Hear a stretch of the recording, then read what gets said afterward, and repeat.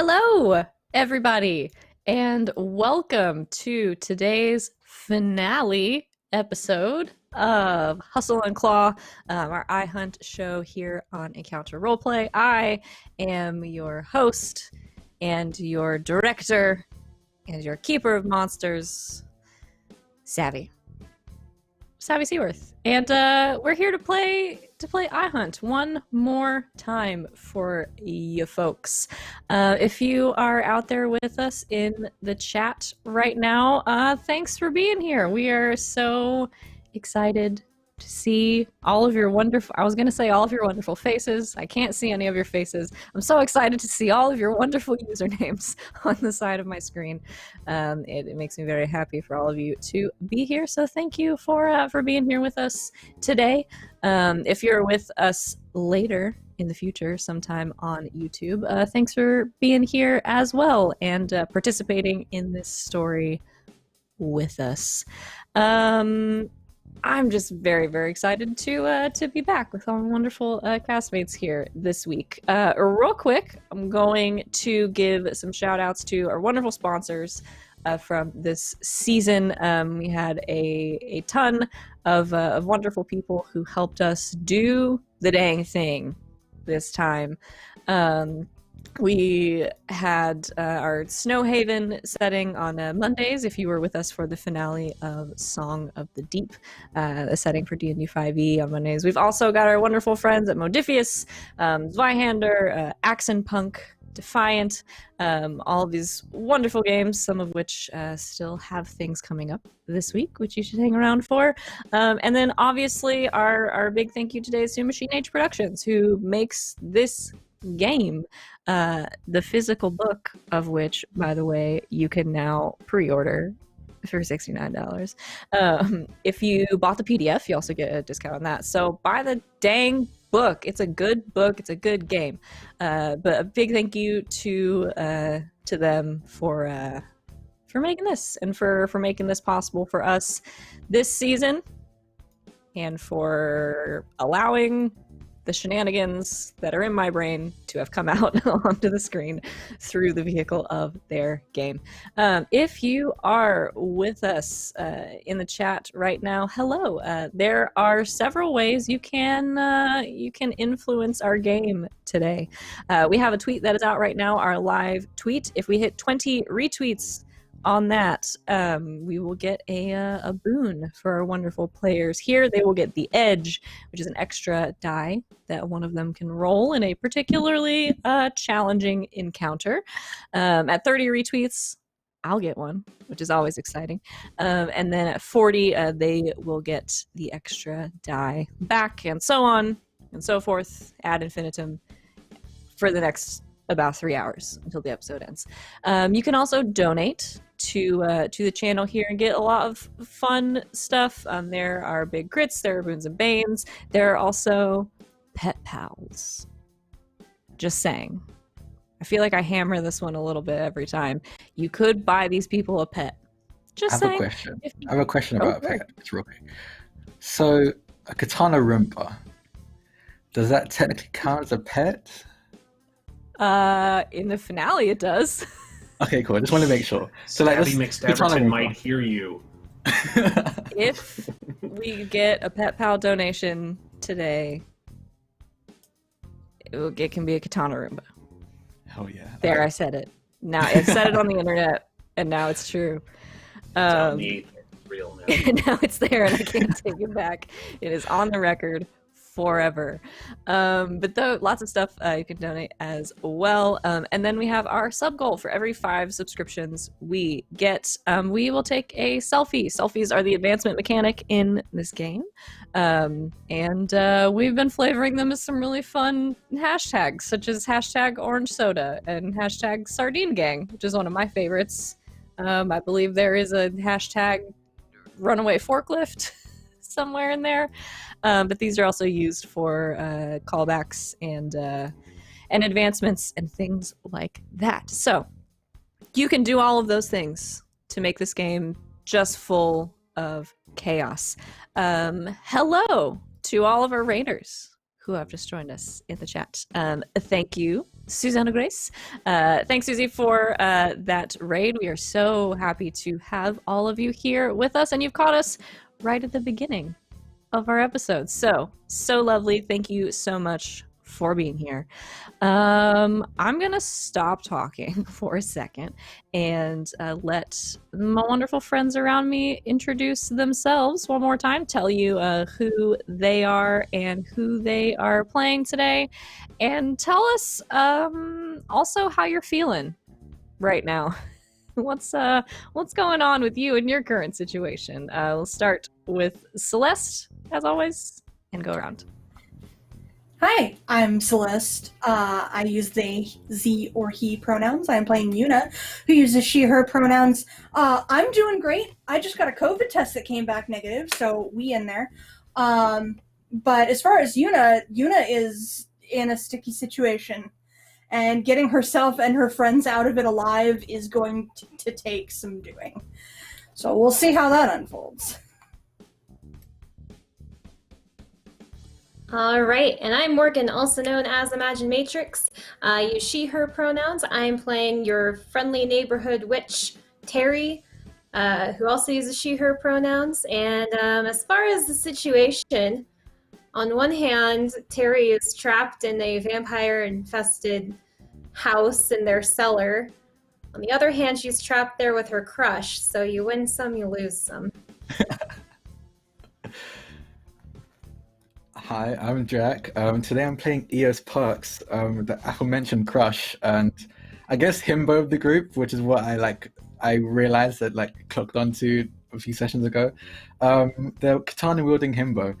I think at the moment he thought he could do this without getting caught up with these vampires, but apparently he's been trapped in a cellar with one. So I guess it's an excuse to use katana, so he's here for it.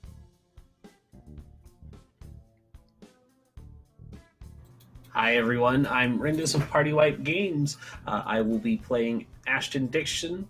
They use they, them pronouns. I use he, him.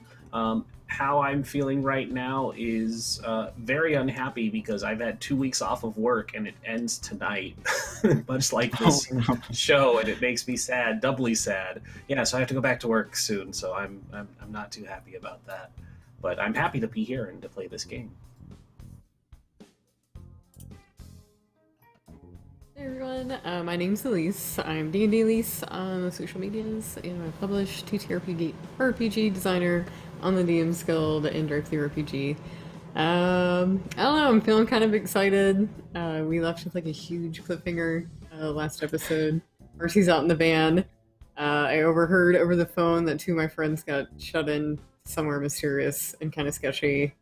I have no idea what my other friends are up to, so she's kind of debating stay in the van or to not stay in the van at the moment, in case I need a sneaky backup. All right, that is our wonderful cast, and you know me. I'm Savvy at Savvy Seaworth. I use she, her pronouns, and I am the director of this game, a title that would, for all intents and purposes, make you think I know what I'm doing. Here we go. Let me do a quick recap here for our friends. And we're going to play a game. Last time. Just kidding. Before I do the recap, we did just hit our first retweet goal. And I don't want to forget to say it out loud. So thank you, everybody, for those 20 retweets. Hunters, you have the edge. So don't forget. You have your 1 extra dice that you can use if something, were to go terribly wrong, which I can't imagine would happen. Not in this episode. Right? Thank you, everyone, for those. We'll continue on towards our next goal. So, last time on Hustle and Claw, after getting some literal dead man's blood from Marcy's friend Ella, the forensics lab she worked at, our hunters here tracked the car that Ash had placed a tracker on a couple of episodes before, to the house in the gated neighborhood where you now find yourselves looking for vampires, using some quick disguises, a wig and a change of clothes, a swap of clothes with Terry. Yuna was able to talk her way past the gate guard into this neighborhood, steal the barcode from a minivan, run for her dang life when a garage started opening, and ultimately making it out, allowing them full access to the neighborhood through the front gate in Marcy's van, which does stick out a little bit, but it's got the barcode on it, so there you go. You found what you believed was the correct house. Ash taking a moment to sabotage said vampire's car, pretty much toe to tip, just destroying the underside of the thing, cutting off one of their escape routes. Marcy from the van hacked into the home's network, where she is parked down the road, allowing her access to the computers, to the security system, and the printer, which she is rigged to be set aflame, cause a small explosion. Not sure yet. Just in case we need an exit plan or a distraction. As I mentioned before, while Yuna and Ash snuck around the back of the house, making it in through the kitchen and hiding inside, Terry and Eos made their way to the front door and rang the doorbell, weapons in hand, trying to convince the vampires to agree to a truce. The woman they spoke with inside invited them in, made them some tea, but ultimately did not find their argument very compelling, mostly due to lack of evidence that she had anything to do with it. But she gave them run of the house. Ultimately, the two of them found a secret door behind a bookshelf in her office upstairs, leading them to a mostly steel room lined with cages, with several people locked inside of them. As one of the hostages tried to warn them, they were shushed. And so the warning did not quite make it to our hunters in time. The steel door was shut and locked behind Terry and Eos. And just as Yuna and Ash made it to the top of the stairs, they saw a familiar vampire, one they thought they had previously double-staked to death, closing the bookshelf and beginning to exit the office at the end of the hall. It was a lot. And it's still a lot. So we are going to pick right back up there. So Yuna and Ash, you are at the top of the stairs looking down this hallway. You can see this familiar person in t-shirt and jeans, taller young man, sort of slick back, dark hair, shutting this office door behind him. Marcy, you're in the van, and Terry and Eos, you are locked in a room with a bunch of cages. So I want to start with, let's start with Terry and Eos, because you're in danger. So you hear the door slam behind you, and the young woman who had previously come up to the bars of the cage, you see her sort of grimace in the dim light. What do you do? Oh shit, okay. Oh, that's not good. No, it really isn't. Do you think you can find keys or anything to get these people out? I'll see if I can push the door open. I have a bobby pin. I mean, can you pick the lock? I can certainly try. Okay, while you do that, I'm going to see if I can brute force this door open. All right. You can certainly try. So let's do a couple of rolls here. Terry, you want to take a bobby pin and try to pop the locks on some of these cages? Yes. Let's hit that over. All right. This would be Overcome. So you can roll for that. Do you have a skill you'd like to use? I have Grifter and Spy and Survivor. I'm not sure which of those would work best. Ooh. Let's see. Boy, it would probably be helpful if I had their rule book.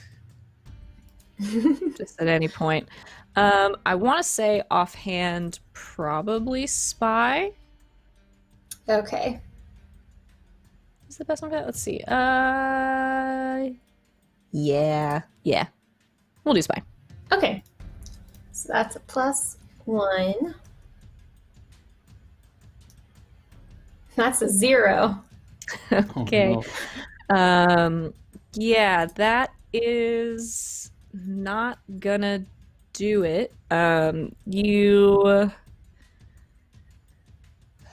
see. Mediocre. You manage to. There's about 6 cages kind of across the side, sort of 2 on the walls beside you, and then 2 on the wall that you are facing. You manage to crack open 2 of them on one side before the bobby pin in the third one sort of snaps off in the lock.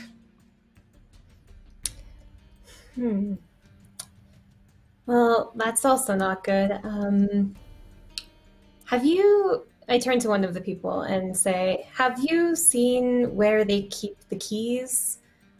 It's probably not down here, but worth a shot. The young woman who was trying to speak to you before kind of shakes her head and says, "No, they usually keep them on them. They don't really leave them." Oh, we have 2 of you out at least. That's better than nothing. And Terry takes a couple steaks out of her bag and hands them to them and is like, just in case. But hopefully we can get you out of here without you having to protect yourself. Okay. They take them from you. They look a little panicked, a little on the panicked side, but they sort of take them and hold them, kind of pressing up against one side of the room, watching the 2 of you.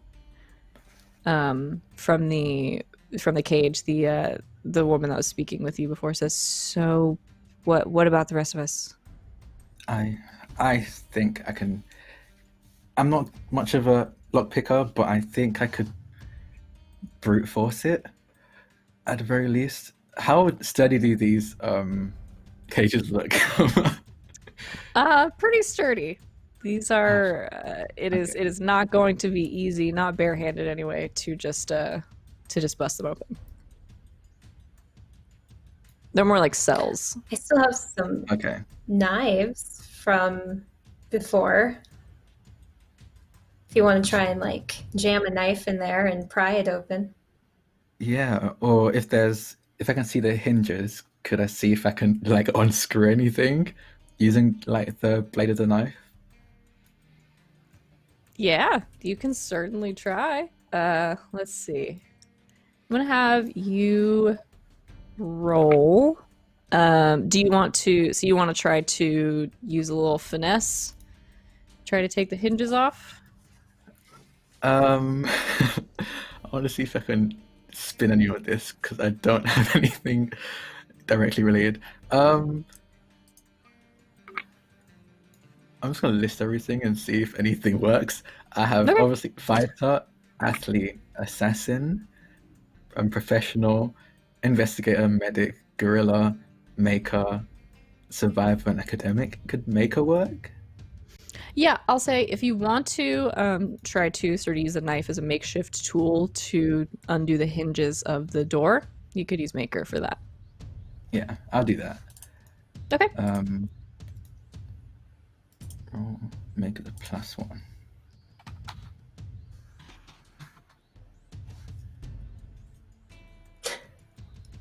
Oh, wait. Oh, damn it. Okay.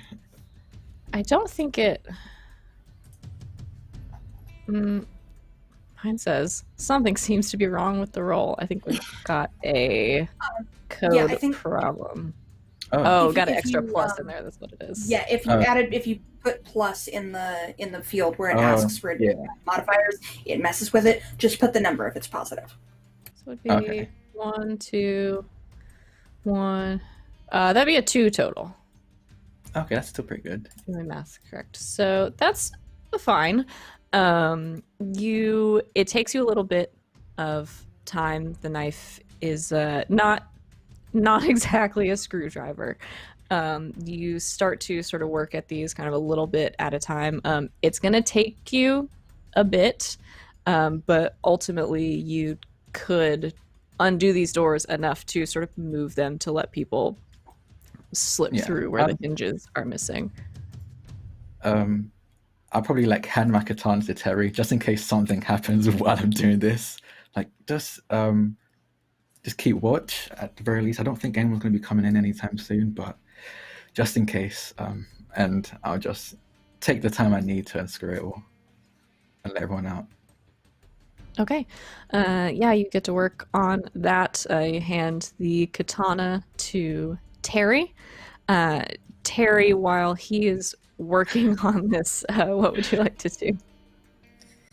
I'm going to investigate the inside of the door, I suppose.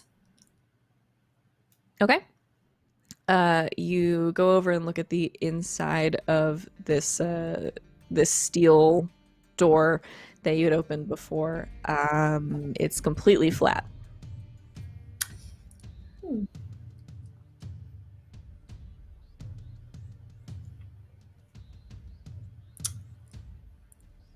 Huh. Are there cracks on the side at least? There are, yeah. It's not completely airtight necessarily, but there's no sort of handle or anything on this side. You can see the edge of the door around the outside. Okay, well, that's deeply unhelpful and unsettling.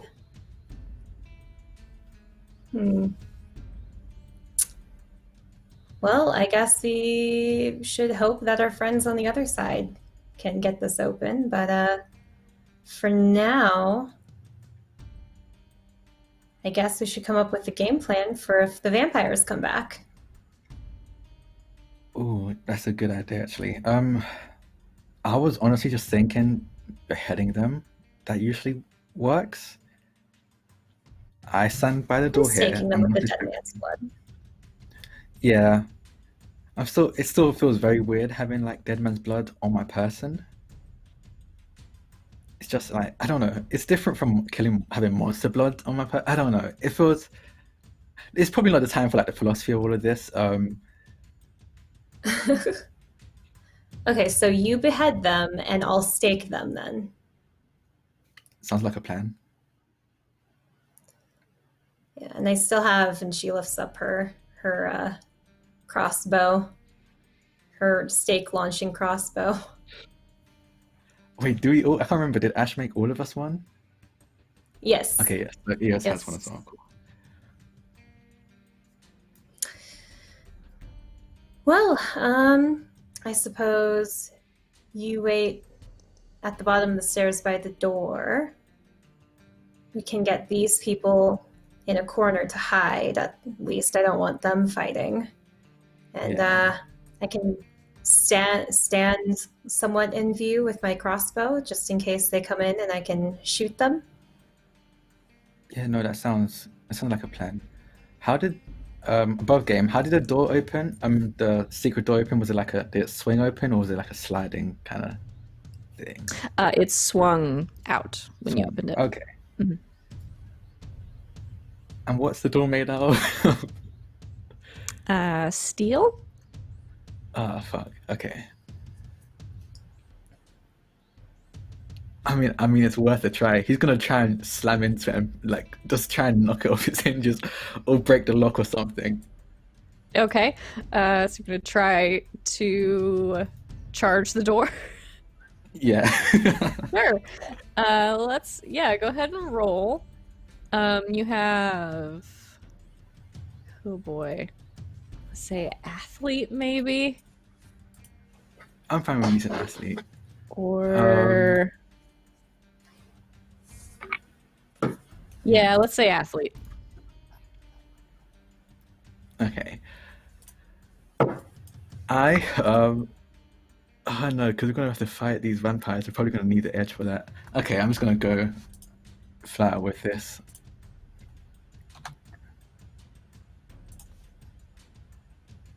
Oh fuck. Okay.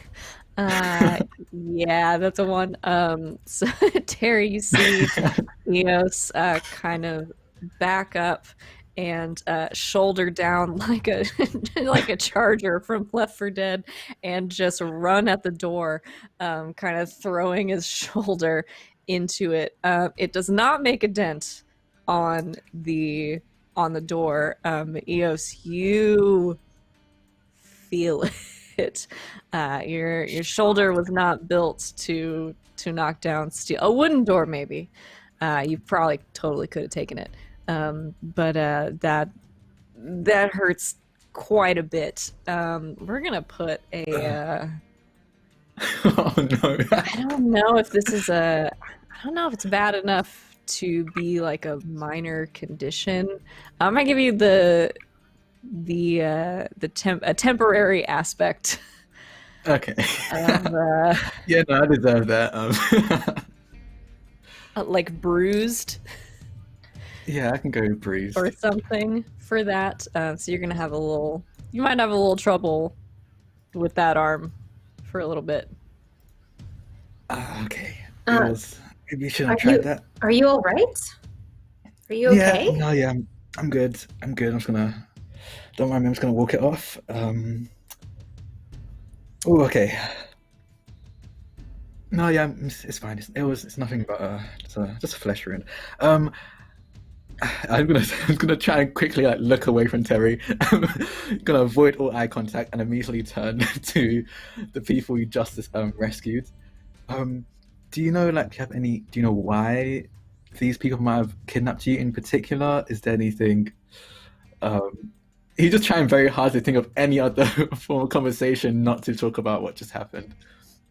Okay, yeah. You look to to the people that you have spent the last few minutes sort of popping out of their cages. I'm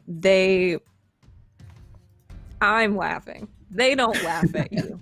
They're terrified right now, and a little concerned. But yeah, the one that has sort of taken the lead on this is looking at you and kind of raises an eyebrow, and she says, I mean, why do vampires do anything? I mean, yeah, no, good point. Just was wondering if like some kind of vendetta or something. If I don't know, one of you killed one of their ancestors, or I don't know. Not as far as I know. I sit over there. Okay, he's gonna just go into one of the cells that he just opened, just sit down, like trying to rest his arm basically, and just. She looks at you and then kind of looks to Terry. Is he okay? I'm sure he's fine. He does that sometimes. Just overestimates his own strength. I'm gonna just point this crossbow at the door and hope whoever comes through is a vampire, is what I'm going to do. Yes, and actually, hold on, can I like investigate the door and see what I can see about like how it locks in place? And Marcy, Sure. Over the phone, might be like, hey, look for like anything electrical. See if maybe I can access it over the phone. Okay, yeah, do I see anything electrical? Let's see. I don't think you have to roll to look at a door. It's not interesting if you fail. You kind of look the door over. You don't see much on your side, but you can see on the wall sort of next to it, there's like a small panel essentially that's covering something in the wall. You can pop it off, and there is some like wiring and things in there that look like maybe it runs up and over into the door. So maybe it might have an electronic lock. Yeah, Marcy, I did find something. Excellent. What all do you see that's in there? Is it just cables, or do you see anything else in there? Wires leading to the door. Okay, I might check the system, see if there's something I can do to kind of mess with some of the electrical switches, or something I can do to cause it to open up. Are you guys ready for the door to open yet? Not quite. Hey, Eos, are you okay? Yeah, I'm okay. Is Marcy working on the door? I'm ready for opening the door. I just taking a breather real quick. But yeah, I'm good. Eos stands up, just tries to be his best to put on a face that doesn't look in pain. I don't believe you, but I guess we are ready, Marcy. Okay, perfect. And then I start logging into the system to see if there's a script I can run. I'm kind of seeing if there's something I can trip in there to kind of get it to swing open. Okay, yeah. Go ahead and roll. You're already in their system. I'll have you, if you want to, I guess, add hacker to that to try to find the door in their system and then try to pop it. Okay, so that is 5. 5? Mm-hmm. Yeah, okay. So I got a 4 in hacker. I got a 1 total on my dice. Yeah, that's very good. So you take a minute, get back into the system and look specifically for where this door would be. You find it kind of nested under a few other things. You sort of make your way in and start to run a script through there. After a moment, Eos and Terry, you hear a click from the door as it unlocks. Hurry up and get out. Okay, I'll go out first just to make sure the coast is clear. It's probably not great to herd everyone out all at once. Yeah, I guess I'll go behind you and then have everyone else behind me just to make sure we get the coast clear before anyone comes through. Okay. Sounds good. And you notice that he's holding his katana in his left hand instead of his right, because he probably can't sing the other one very well right now. And yeah, he slowly opens the secret passage, the door, and peeks his head out. You slowly push the door out. It does. You feel it hit the back of the bookcase that was there before, but you sort of give it a shove, and it opens enough for you to stick your head out. You look around into the office that you came out of. There is no one there, and the door is shut. While this has been going on, Yuna and Ash, you were coming up the stairs. You had made it to the top of the stairs, sort of looking around the corner, just in time to see a familiar face shutting the office door behind him. His back to you for a moment. He turns, starts to make his way down the hall. What would the two of you like to do? He doesn't appear to have spotted us yet. Not yet. Oh, but good. He's coming for the stairs. Woo! Do we get the drop on him? I don't know where the other two are. If we get the drop on him fighting, one could turn into fighting two. or more. We've got the dead man's blood on our gear, though. It should help.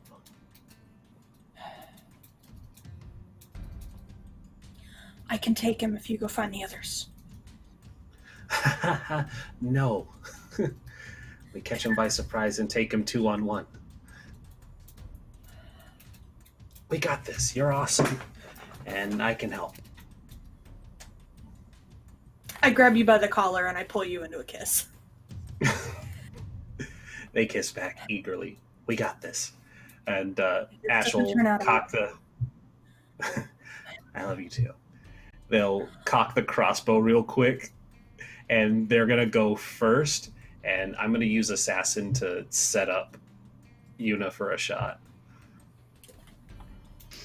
Okay. Oh gosh. Yeah, how do you want to set this up?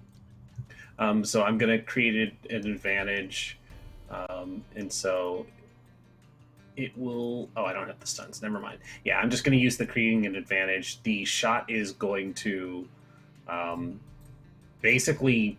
The intent is to pin him to the wall while he's walking down the hall. So it's going to be one of those like shots from Blade or Buffy where the bolt sticks them and they're put to the wall and they can't fight back. But I want to open it up for you to whoop some ass. I love it. Yeah. Go ahead and roll. And you said you have Assassin? I do, and I just realized it's not very good, so it's just a +1. Here we go. Okay. Oh god, it's been so long. We don't do the roll with edge, right? It's the regular one? It is the regular one, yes. Unless you would like to use your team's one edge for this one. No, let's save it for a more dire moment. Okay. We can still run it. We can still run if this goes south. Okay. Well, it's a 0. Right. It is a 0. It's not a negative. Yeah, it could have been bad. It could. So I will remind you before we move forward, if you have any aspects that you would like to invoke, you can spend a fate point to re-roll. Or to add +2, but +2 is not going to do you a whole lot. I really don't have anything on mine that can help. Okay. No! I've got it. Okay. I want to invoke #Penundrum, and she's gonna say, "Hey, stick around," before she fires. Okay. Absolutely. So one of the many things, we haven't got to do this yet, one of the many things you can use your selfies for is on the session you can do a callback to something that's happened before, and give yourself a bonus to your roll. So yeah, we'll add to that. I think that is enough to at least make the shot. So Ash drops this line and then swings around the corner, drops this wonderful pun, and fires the crossbow, striking him in the shoulder. It does not go all the way through, maybe as you would have liked, but you did catch him by surprise, and it is enough to sort of knock him back. He kind of stumbles back, his back hitting the office door that he just left. And so he is sort of up against that door at the end of the hallway, creating a little bit of an advantage for Yuna to... Yuna takes, rather than going for the crossbow, which is a great crossbow, by the way, but she's a melee range fighter. She pulls the stakes off of her belt and she just charges in, like head down, low to the ground, just whoosh, and she just goes right for him. Double stake. Okay. Charge number 2 of today.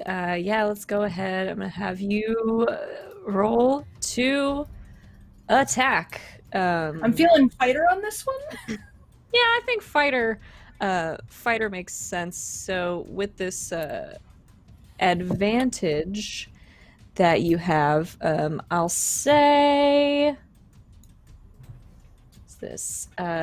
You'll have a boost. Oh, we'll just say take extra +1 on this one. That's the easiest way to do it since he is caught off balance. So that's a total of +5 to this roll because I have recently upgraded my fighter to 4 instead of 2. Jiminy cricket. We love to see it. You do love to see it. That is a 6, which is fantastic.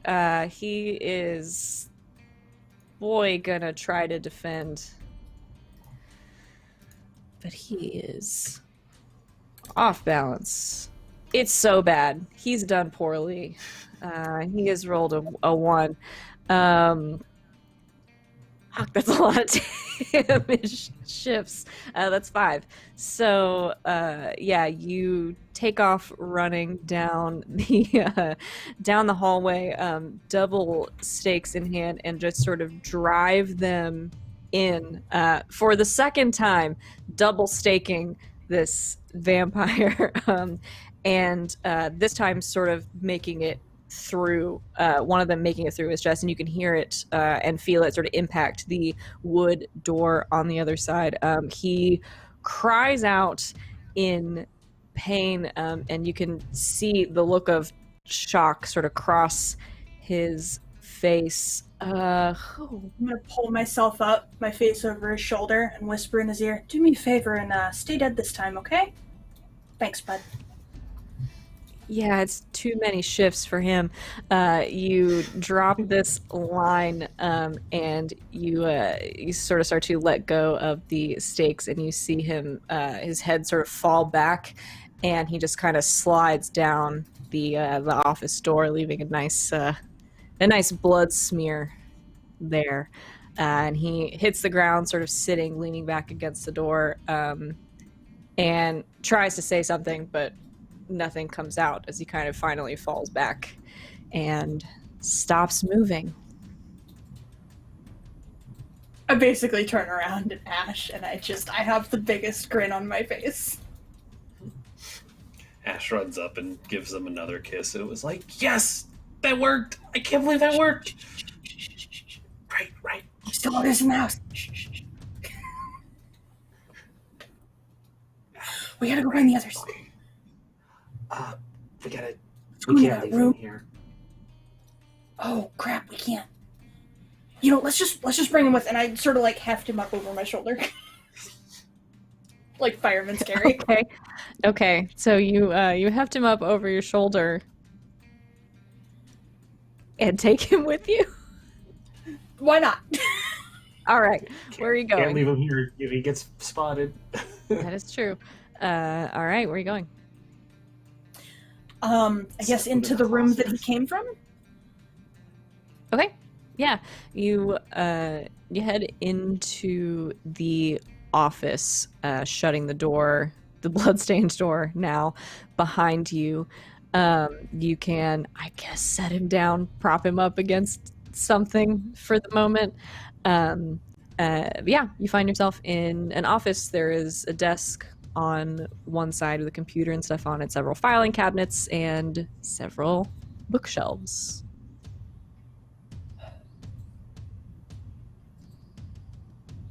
Okay, we need to look around for any sign of where they went. What am I saying? We have phones. I'm gonna pull out my phone and start trying into the group text. Where are you guys at? Okay. About the time Yuna sends this group text, you hear a loud bang from behind one of the bookshelves, as if somebody has slammed into something very large and made of metal.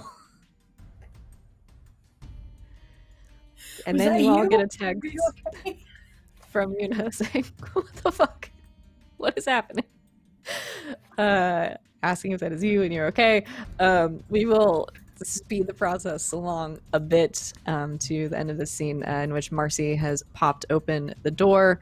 You hear another kind of bang and a scraping sound, Yuna and Ash, as in front of you, one of the bookshelves shifts.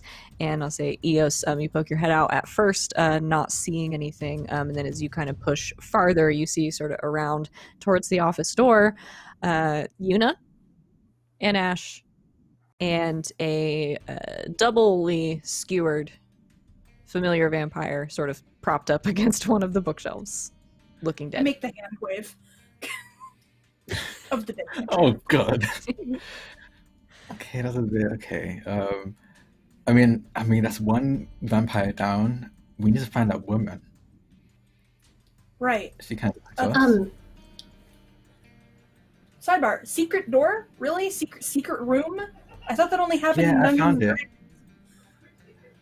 That's why I checked, actually. I just remembered a session we had a month ago. It took you guys I mean, forever if to you're trying to hide find something. Before they leave, Terry takes out her phone and snaps a few pictures of the caged room. I know, that's true. I think when Eos sees Terry do that, he's gonna do the same, but actually have a video as well, so you can see us walking into the caged room and actually walking out into the bedroom or the office. I mean, so you know it's definitely the same place. Well, we survived that. Eos, did you want to chop off that vampire's head? Yeah, I mean, might as well just be safe. I'm just gonna swing the katana and try and behead it, just to make sure. Yeah, he's not exactly a moving target at this point. So a couple of swings with your weaker arm, your offhand, you manage to behead the skewered vampire. His head sort of thunking to the floor next to him. Blood now all over the hardwood. Kind of just flicks the blood off his katana. Okay. Are there windows in this room, in this office? There are. There is one window. Most of it's covered by bookshelves, but there's one window on the wall behind the desk. And does it lead to the roof or a trellis or anything like that? Yeah, so it kind of leads out onto a lower section of the roof, kind of like an overhang. That would then lead out into the side yard of the house. Okay, So I think we should prioritize getting these lovely people out of here. They could, at least be safe. I'm not sure if we could get them out through the front or the back doors without, someone distracting her downstairs, but we might be able to get them out through the window. I mean, if we need a distraction, I could definitely be a distraction. If things get dicey, I can at least defend myself pretty well. Yeah, I can fiery printer. I can get them true. out That's true. and back to the van. Okay, and I can talk to the woman because now we have the proof she was asking for. Which you Yeah, I wanted do- proof? Oh wait, yeah. I remember. Yeah. Yeah, we sniped in on that. Oh, yep. Okay, yep. I just had a moment where I killed a dude and it was really awesome. My head's not exactly on straight That's at the pretty moment. awesome. But hey, what part of me is straight? Hello. Ash takes out the phone and types to Marcy, Beautiful. BTW, blood works.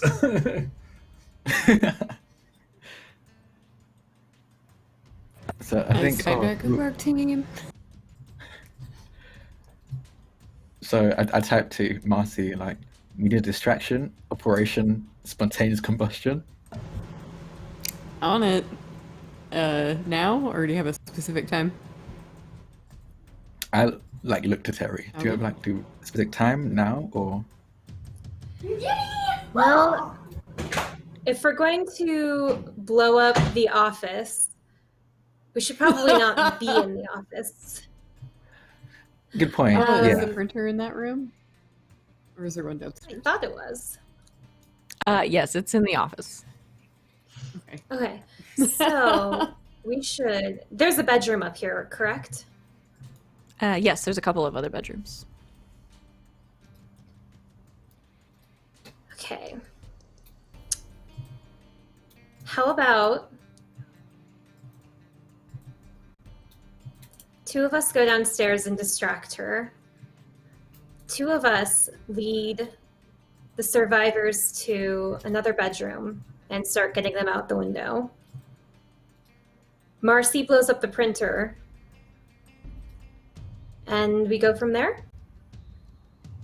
Sounds good. Sounds good to me. Same teams as before, because I don't think she knows me and Ash are in here.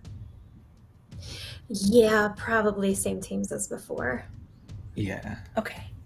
So we'll work on getting the folks out. You go distract her, and then printer can happen Yeah. whenever it's necessary. Sounds good. Yeah, I tell him to load it full of paper because I'm gonna print something big and cause it to overheat. All right, so Like- you load up the printer with paper per Marcy's I also leave like a instructions. trail of. I also leave a trail of paper like to all the flammable parts of the room I can find, like anything that has like papers in it. I'm just gonna make sure this fire spreads nice and quick. There's paper balls everywhere, Bear Girl style. Okay. Yeah, I figure I part of my hack is like I'm gonna have the printer print out something ridiculous rise and fall of the Roman Empire PDF, a huge multi-volume book, and I'm gonna disable the sensor that prevents it from overheating, so that way it eventually catches on fire and spontaneously, yeah, catch the rest of the room on fire or whatever they're up to. Okay. So we did, I think, already set this up last time. I think you had already rolled for this. So yeah, I think you can just trigger it. Hit the enter key. All right.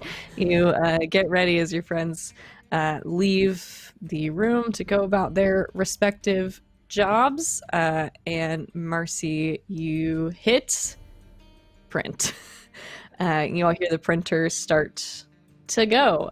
It is going to take a moment to get to that point, but so you go ahead and start it. Just sitting back, very, very proud of yourself in the safety of the van. Yuna and Ash, what is your move? We're gonna sneak to a vacant room. Hit those people over. Okay.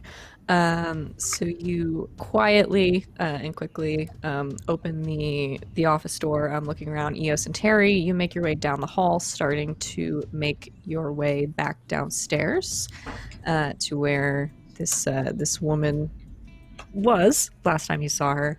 And Ash and Yuna, when all is quiet, you start to sort of funnel these people one by one into one of the other bedrooms, quickly and quietly, easy enough to do.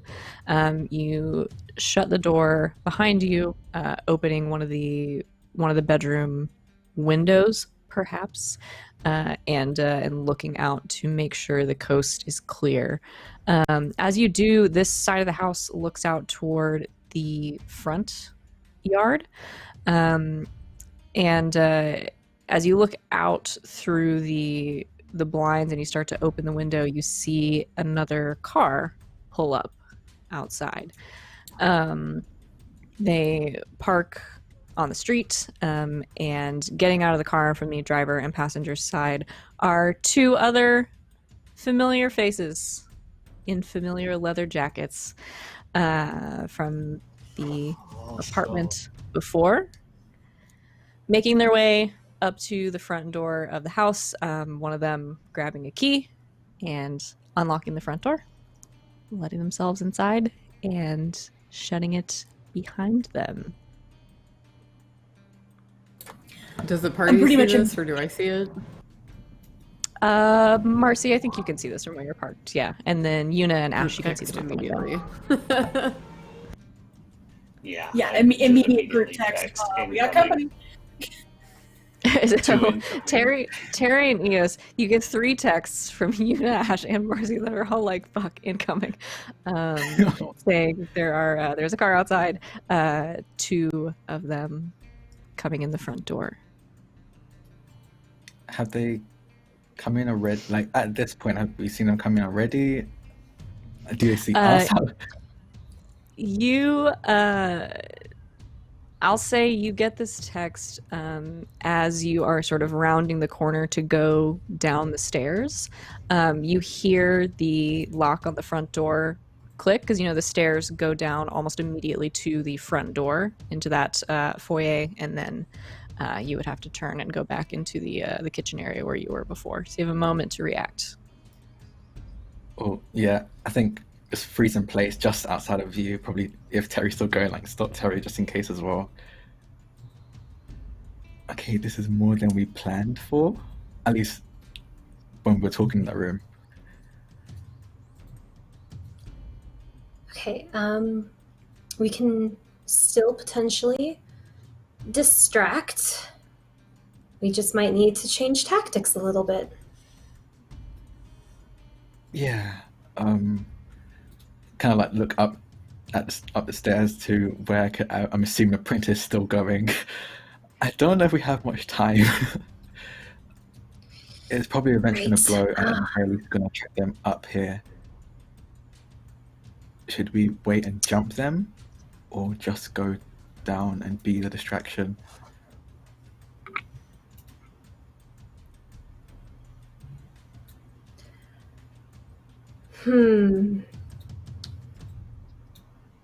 I did want the chance to talk to her one more time, but that's not necessarily important right now. So I think our best bet is to jump them if they come upstairs. Okay. Ooh. Okay, and we're gonna have to tell the others then, because them escaping out the window probably won't work very well right now if there's no distraction actually happening yet.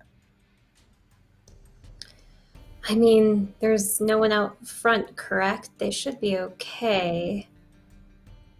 When we walked in, above game, when we walked in, does it look like...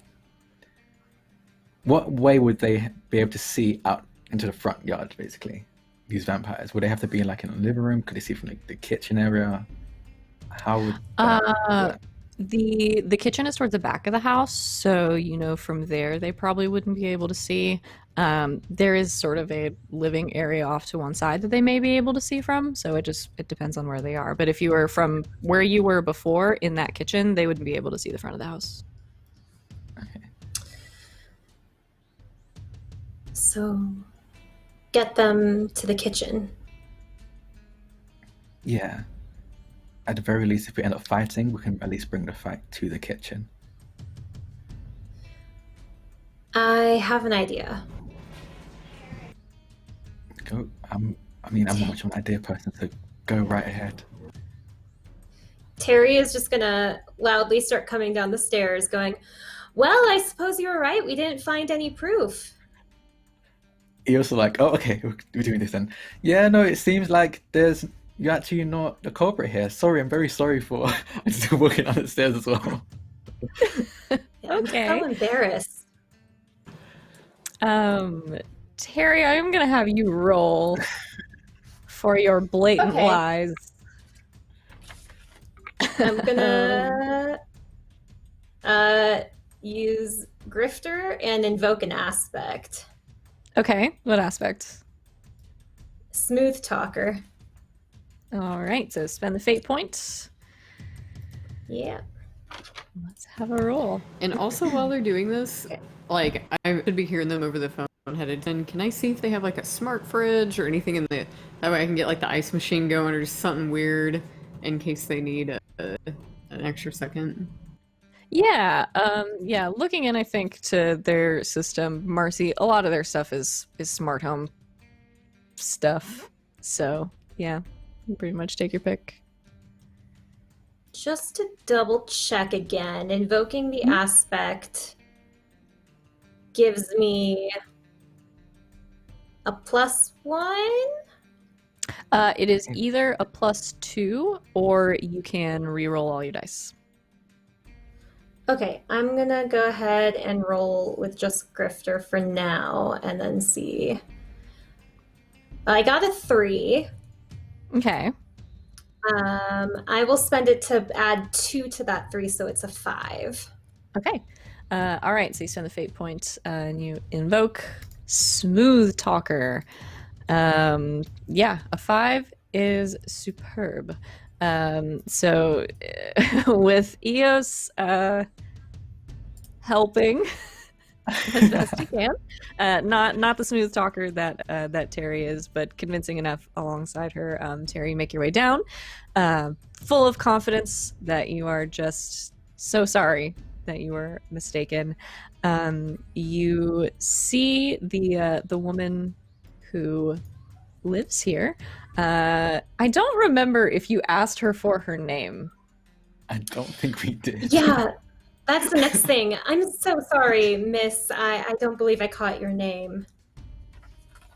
Yeah, she comes around the corner and you can see her sort of down at the end of the hallway towards that kitchen area. You make your way towards her, and as you say this, she sort of looks up from where she is setting two cups of tea on the kitchen table for a couple of familiar faces to the two of you in leather jackets that you saw previously in the big apartment fight.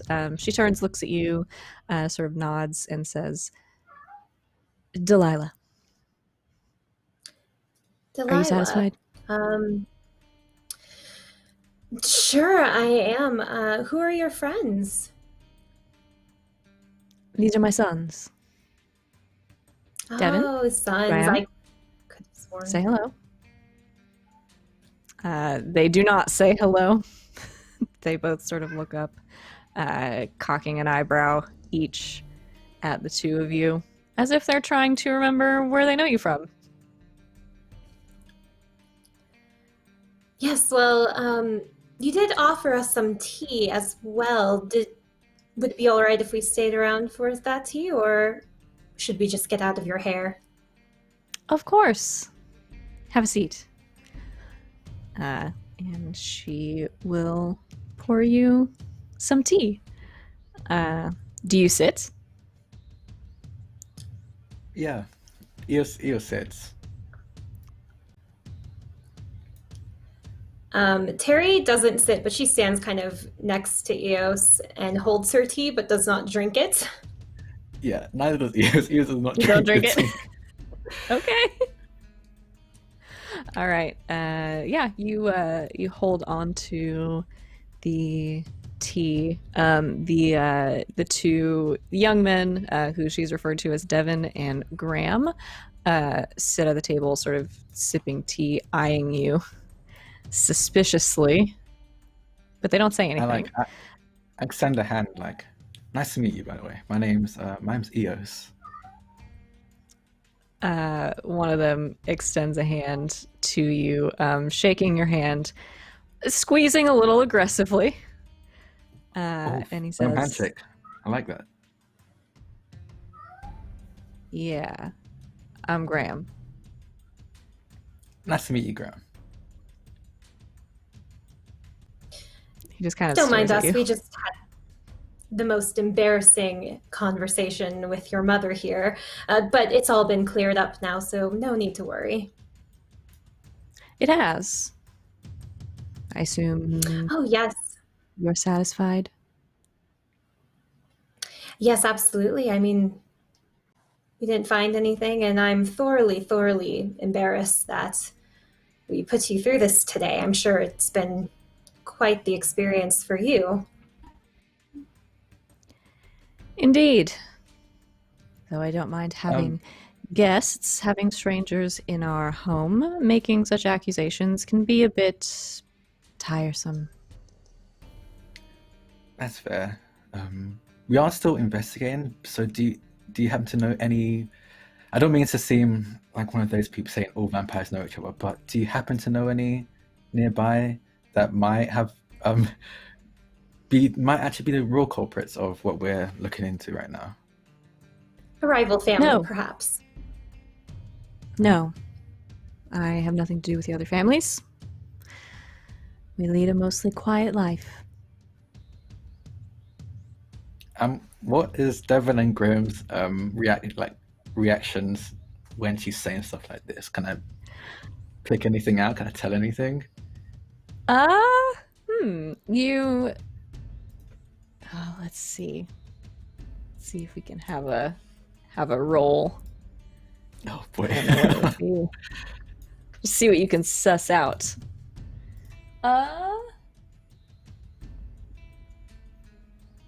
I would say like a investigator I can do or investigator. something. Yeah, let's Yeah. let's see what you can suss out.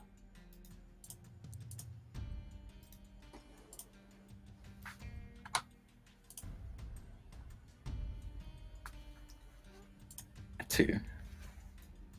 Okay. Yeah, they are for the most part pretty stone-faced. If anything, they look incredibly irritated that you're there. But I think you can tell the one that shook your hand. I think it's pretty obvious to you that he is. You can almost hear the gears sort of turning in his head as he is starting to kind of piece together Oh boy. where he recognizes your face from. Yeah, I guess the katana wielder is probably kind of hard to forget. I think I just like kind of nudged Terry a little bit, just as like kind of like I think they're starting to figure it out kind of thing. But I don't say anything or bring it up or anything like that.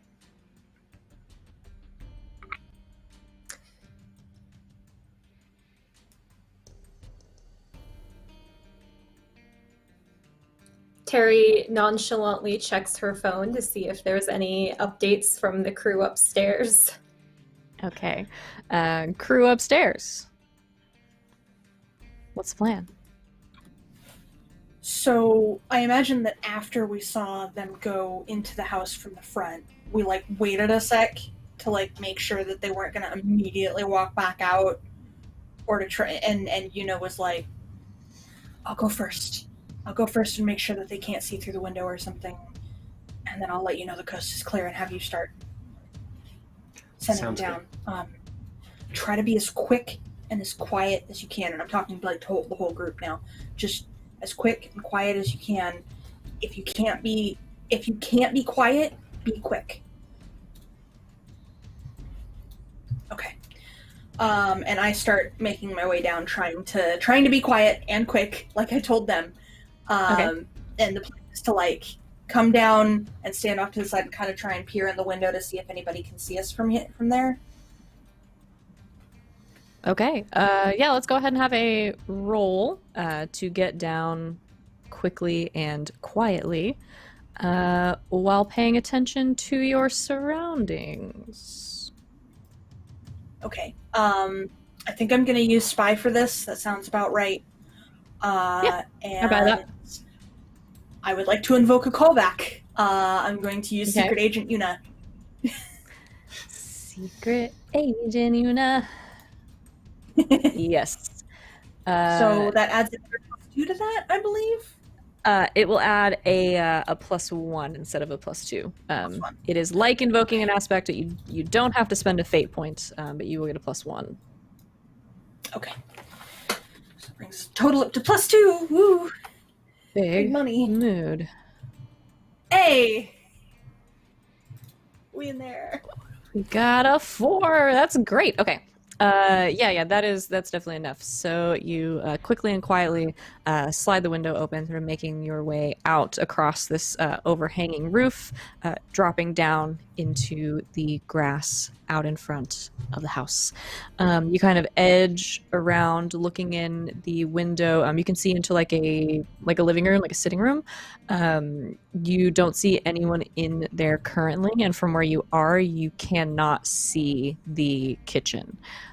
So you're pretty sure that, at least at this moment, they do not have line of sight on you. Okay.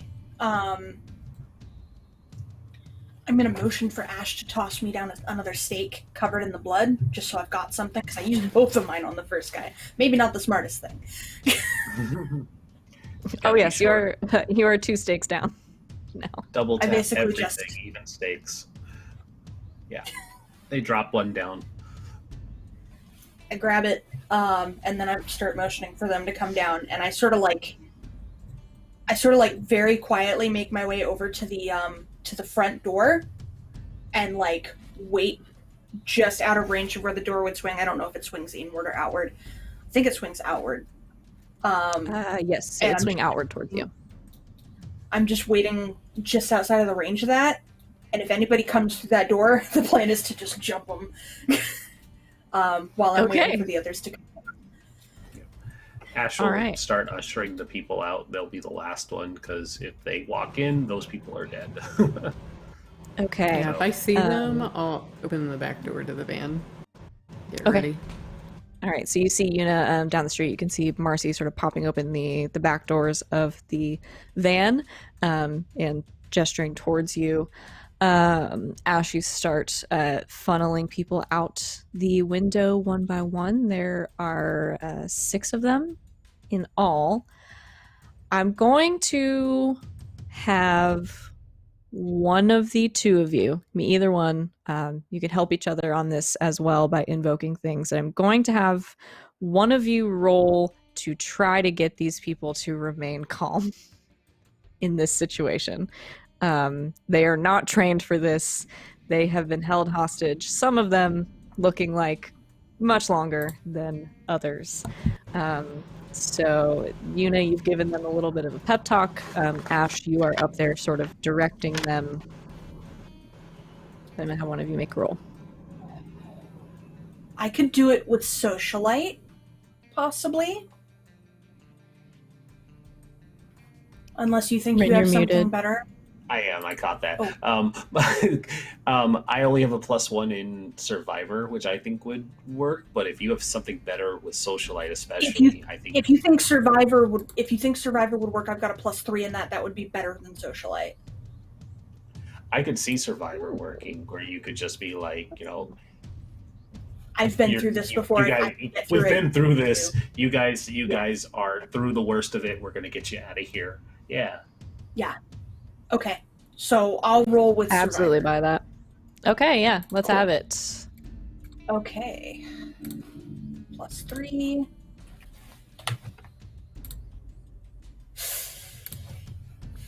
Okay. So that is a 0. You can invoke an aspect after the fact. Ash can also invoke an aspect to help. You think you have one? I think I have one. I'm just trying to think of something appropriate. Can I do hashtag get in the van to help out? Just like, get in the van, guys. I don't know. I forgot. Yeah, you wanna make a callback? Yeah, I'll do a callback, and I'll just I'll be like confident as I can. So, because I feel confident, they're gonna feel confident. It's like, get out of the van, and I'm like, hey guys, come on, kind of like safety's over here. All right, Marcy, the beacon of safety, hops out of the back of the van, and you can see her sort of gesturing. So that will make your roll a 1. Can I add something else? Mm-hmm. I'm going to spend a fate point because I have the miscellaneous aspect gallows humor. And I'm going to say, listen, vampires suck.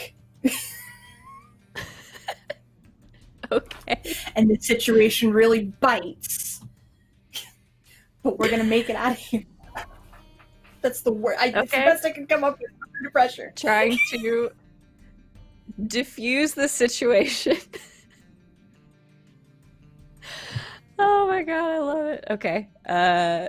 Yeah, I mean, humor works sometimes in these scenarios, especially the gallows humor, I think. So yeah, so you can either add +2 or you can reroll. You'll still keep Marcy's +1. I think I want to re-roll. I think that would be better Okay. than the +2 in this. Okay. Okay. So you Come can on, big reroll. money. You'll have your +3 and then +1 from Marcy. Okay. Do that. That's better. That's a lot better. Okay, that's 3. Yeah. Ash, did you want to add anything? Can you invoke the aspect more than once? Because that definitely is a conundrum. I'll allow it. All right, I'll spend. I I'll don't- spend to help. I don't think out. you can normally, but finale. And also, there's a lot of puns happening in this one. Yep, and it's like Ash is going to be watching all of that, and they're just going to be like, "I love them so much." Aww. Yeah, so the confidence that Yuna instills in you, Ash, is evident and helps to instill it in the rest of these people as well, that you are trying to order out of a second story window. So we'll add another +1 to that. That'll make it a 4, which is enough. So enough to keep 7 people, for the most part, wrangled and quiet and not completely panicking. One by one, Marcy from far away, you see Ash helping them sort of out onto this overhanging roof, and then helping them hop down into the grass to the best of their ability. A couple of twisted ankles, probably nothing serious. A couple people kind of ducking and rolling as they get down. Nothing too serious. No major panics or injuries or anything like that. Maybe a little rest needed after this. They take off across the front lawn. Ash, you making your way down after them relatively easily. And do you stay behind with Yuna at the door, or do you head to the van? I'm a little torn on that because I could go back to the van and get knife drone ready, but at the same time I have the crossbow. So it's oh no. I think I'll go back. I don't want to leave anybody in there. Okay. I can still Yeah, so you make sure, you hold onto your crossbow, you make sure that they make it across the yard. They make it to you, Marcy, down the street. You start following people into the back of the van, crowding them in. Yes. It's a lot of people, but it's a big van. About this time, was there something you wanted to do? Oh, just to, like, calm, I pop open a cooler with, like, semi-cold orange soda, and I'm just like, it's an ice pack or a cold refreshing beverage. If you guys feel it, like, just kind of watch out different windows. If you're too freaked out, it's cool. Just, like, hang out. I'll be watching the front. I'll if you need anything. So, and then I'll get back on my computer. All right, they kind of nod at you. One of them smiling a little bit at the it's an ice pack or a cold refreshing beverage comment, and they relax, some of them a little, some of them kind of helping each other, propping up a twisted ankle here and there in the back of the van, and waiting. Ash, you make your way back to the front door where Yuna is ready to strike with your crossbow in hand. Terry and Eos, you stand in the kitchen, not drinking the tea that you asked for specifically. I'm just standing there Eos staring at it, not actually drinking from it at all. stirring it, not actually drinking it. You sit in an awkward silence for a moment, Eos, as you have kind of looked over Graham, and he is, you think, recognizing you as maybe potentially the person who may or may not have bashed him in the back of the head with the hilt of a katana. And about this time, you hear a loud popping sound coming from upstairs, and you begin to smell smoke. Delilah, I think you said your name was. Is something? Nothing's cooking. Why is there smoke? I can smell smoke. Can you smell smoke? Yes. She looks around. She looks down at one of her sons sitting at the table. Devin, go check on your brother. She raises an eyebrow. And the other young man sort of stands from the table, setting the cup down, and begins to make his way upstairs towards the smell of smoke. From outside, Marcy, since you're down the street, this window is on the side of the house, you can see the window where the office is slowly starting to fill up with smoke as the printer has been going for quite a while at this point. I might run another distraction with the fridge. Can I prep a hack? And I might text Terry or whoever has group chat, just like, hey guys, if you need a kitchen distraction, say go. I'll make it happen. So what I'll do is I'll prep the smart refrigerator. I will have the ice maker just start shooting out ice like crazy, and then I'll make it say something like really obnoxious, like the frozen pizzas are out of stock. Like over and over again, and like. Okay. If there's a way I can boost that volume, I'm going to.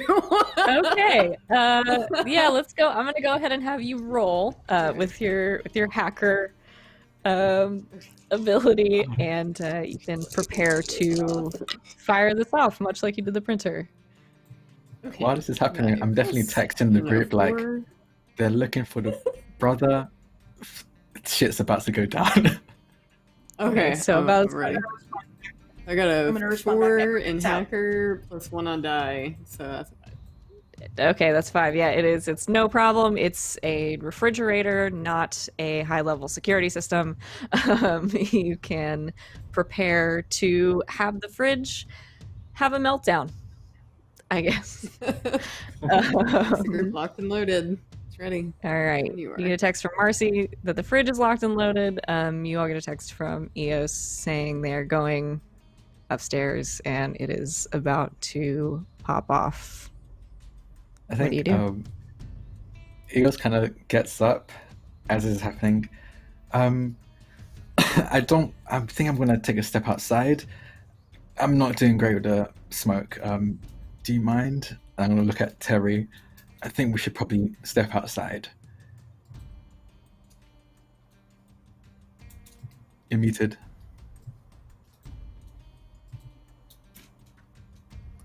Terry's going to be like, oh, yes, it is quite smoky in here. And she's still on her phone, and she just texts go to Marcy. Enter. As they get up. All right.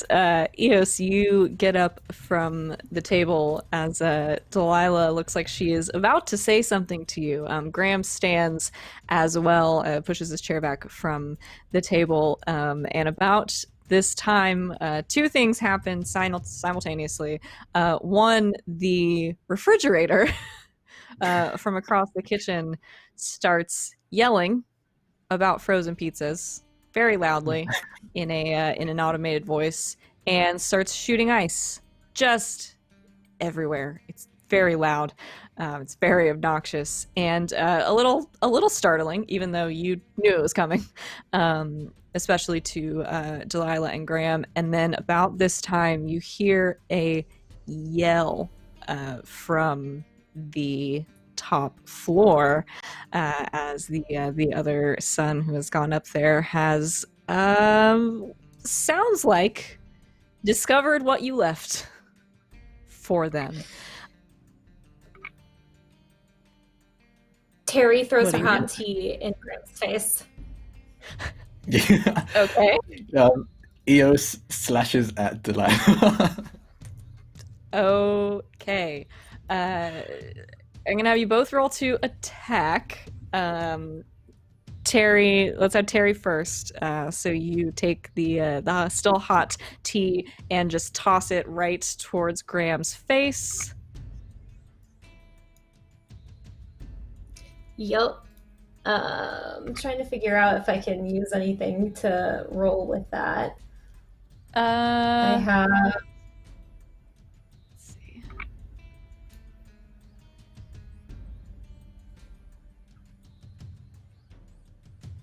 What do you have? I have athletes and survivor. Let's see. I don't know if either of those apply. It's not really for attacks. If you have like fighter or I would say assassin because this is a sneak attack or something like that. Yeah. You could use either of Okay. those. Don't have either of those. I can invoke. I have the aspect good eye, like hand-eye coordination. Okay. So I'm just gonna roll and then see what I want to do. Okay, yeah. That's Ooh. a -1. Okay. I'm gonna invoke an aspect just to add 2 to that, so that's just a +1. Okay. Yeah. And less trying to cause damage and more trying to distract. I want to see if Trying to I have distract anything him. that can help. Let me see if I can help him anyway. Sure. Oh god. No, I don't have anything. Damn it! No, I don't have anything. Oh, can I do a flashback to a big mood? Sure. Slippery when wet. I forgot about that one. Yes, absolutely. What did that So do? you can add another +1, so that's going to be a 2. I don't know if this is an attack so much as like creating an advantage for both yourself and Io. So we'll call it that. Let's see. Yep, I'm gonna say that's enough. You're just throwing a cup of tea at him. It's not rocket surgery. You stand up and toss the scalding tea directly into Graham's face. This is getting exciting. Let's make it exciting.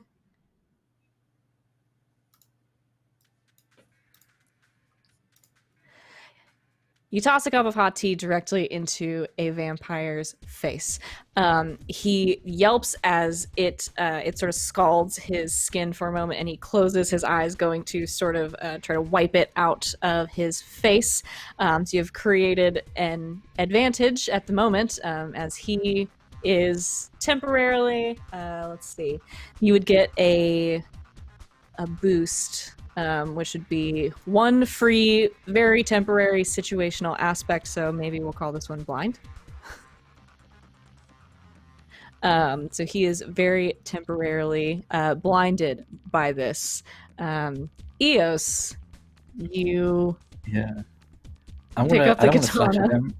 I'm not gonna go with the Okay. katana. I'm gonna follow Terry's lead and use my cup of tea as well. But Okay. instead of just splashing in the face, I'm gonna like smash it across Delilah's like face.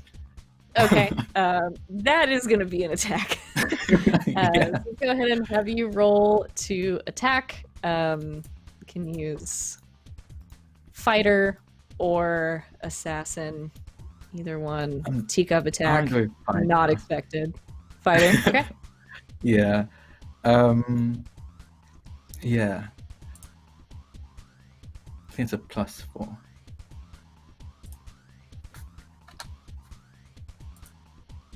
Hell yeah. Shit. Okay. Yeah. That's a 7 for you. That was nearly max. She is gonna try to defend from teacup. She rolls a 2. How do you hurt someone so bad with a teacup? My dude. Okay. So yeah, you go Pinky. and Pinky out in the fanciest attack that's happened all season with a backhand, smash the teacup across her face, sort of cutting into her, as well as sort of leaving this like scalding liquid across her. She screams as she does and sort of stumbles back, holding onto her face. The two of them very, very briefly leaving you with an opening as you have injured their faces very badly. I think we just book it to the door, right? At least to let everyone in. Well, yeah. I Terry's might first prep a hack instinct while we're is doing this. Yeah, Terry's first instinct now is because in order to get paid, they need to eliminate the vampires. So she's gonna raise her crossbow to the guy's chest and fire. Okay. Fine, Go okay. ahead, and we're gonna have you roll to attack. Elise, you said Marcy's doing something while this is going on. Yeah, so I probably overhear the commotion on their muted phone. So I'm going to scan the kitchen to see if there's any sort of like heating device, like oven, a radiator, to see if I can like max heat that. Since my friends have been around me, like I figure if they see like the light of the oven go off or something start to like steam over, they know I'm up to something, and might use that to their advantage, hopefully. Okay. So Yeah, let's have Marcy, go ahead and roll. And we'll have you do your hacking. And then Harry, I'll have you go ahead and roll to attack. Okay. What you got, Marcy? that's a 1. a How one. many times can you do like the go back to a selfie? Is it just once per game or? It's usually once, but we're kind of playing fast and loose with the final episodes. If there's another one you want to do, it's fine. I might. Okay, as my final, I will invoke Hacker Not a Fighter. Because maybe I messed up a script and I'm like, oh crud, and Hacker Not a Fighter. All right. Yes, you can add a So. yes, you can add a +1 to that. So it's going to take you a minute. It is going to take you longer than you want it to, but you get started on that. As Terry raises a crossbow to his chest and fires. Okay, and I'm going to invoke my no stuff stunt, which allows me 1 free invoke of any situational aspect that I hold on to, which is going to be blind. Okay. So I'm going to invoke that aspect for free to add another 2. You absolutely can do this. So that is a 4 total. He is going to try to defend. He is at a disadvantage right now. It is only a 1, so it is 1 shift for him as you fire the bolt, the stake goes sort of directly into one side of his chest, piercing through sort of the front of his leather jacket, and you can see him, he lets out this yell, and you can see him sort of reach up and start grabbing at it, trying to pull it out before it does too much damage to him. Outside the front door, Yuna and Ash, you hear screaming and the crashing of broken china and some robot yelling about pizza.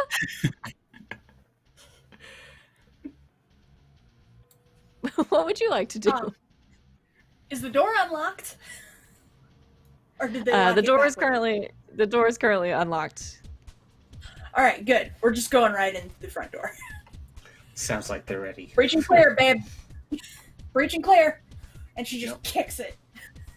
Wait, no, it goes in. Maybe not. Bad idea. Yuna kicks the door. It doesn't really move. And then she goes, ah, shit, it opens out. Pulls the door open. The two of you.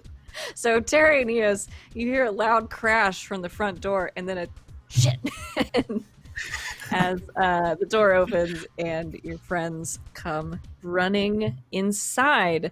At this point, we're going to start acting in initiative. So we're going to use the athlete skill for that. We're just going to use your scores. What does everybody have? Because I keep forgetting to write it down. I know Terry and Ash, I think, both have a 1. I have a 3. Right. Eos has a 3. I have a 2. So Eos here. Marcy here. Terry and Ash. Yuna. The bottom. Delilah. And the boys. Just the boys on that list. All right. Eos. You're gonna go first. Eos is gonna like jump out of his seat and kind of like, I'm assuming the one that has like a stake partially pierced into him is like on the other side of the like counter. So I'm just gonna like vault over and just like kick the stake deeper in. Just really jam it in there. Okay. Yes, let's go ahead and roll to, I guess, attack. I'll say either fighter or athlete, as you vault over the table, would apply to this. Could I use my high concept as like an aspect? I'm a passive aggressive giant. I'm pretty large, and I'm literally putting my momentum and vaulting into this. Could I use that? Yeah, so you could use that the same as invoking an aspect. So you go ahead and roll with the skill you want to roll with, and then you can spend the fate point if you wish to add to it. Ooh, yeah, I'm gonna use it. I'm gonna spend the fate point to add 2 to that. All right, so that is a 4 total. He is going to try to defend, and just he barely. rolls a 3. So that shifts down. You fail. What is the... This Wait, has I literally never happened to me. Wait, it's a +2, there's a 4, and they rolled a 3. So it's a 4 total. I thought you had already put the 4 in there. Oh, you don't. No. Never mind. It still hasn't happened to me. Yes, so 4 total. So that's gonna be 1 shift for him. So yeah, you vault over the table and launching a large leg at him, sort of kick into his chest, landing on top of the table, and you hear the legs like creak underneath you as you do, pushing the stake in further. He's going to shift some more damage. Your boy is not looking good. You pull him up. He's not doing great. You have caused him quite a lot of pain. At this point, you hear some commotion coming from upstairs as a lot of things have happened all at once. You hear footsteps sort of running upstairs towards the stairs to make their way down to you. However, he has not quite made it yet. Let's see, Yuna and Ash have busted into the room and are making their way towards the kitchen. Delilah turns toward you, Terry, and starts to make her way over toward you as she is sort of wiping blood off of her face, and you can see these slash marks that that Eos left on her with the teacups starting to knit back together in front of you. She looks at you, and her eyes sort of flash this this like dark red color, and she just kind of cocks her head, and you hear her speak, but it almost sounds like it is coming from like the back of your skull, like it is echoing inside your head. And she just says, "Now let's stop all this nonsense." She is going to make an attack with her.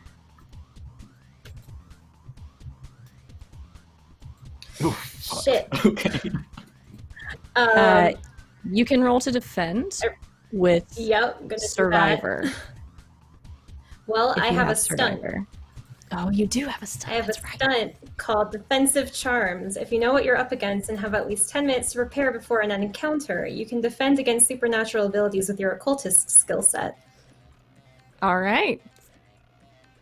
So let us go ahead and roll to defend. You can roll with occultist, because yeah, you had plenty of time. Y'all were so prepared for this. Ah, so close. Okay, Wait, do you have 3. anything to So invoke? I finally get to Ready use to that invoke? stunt. it's a good stunt. Do you have anything you can invoke? Can I invoke my vision board and spend a fate point?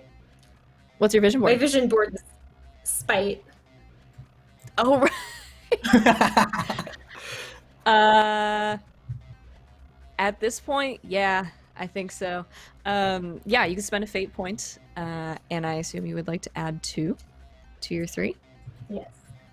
Okay, Yes. so you tie.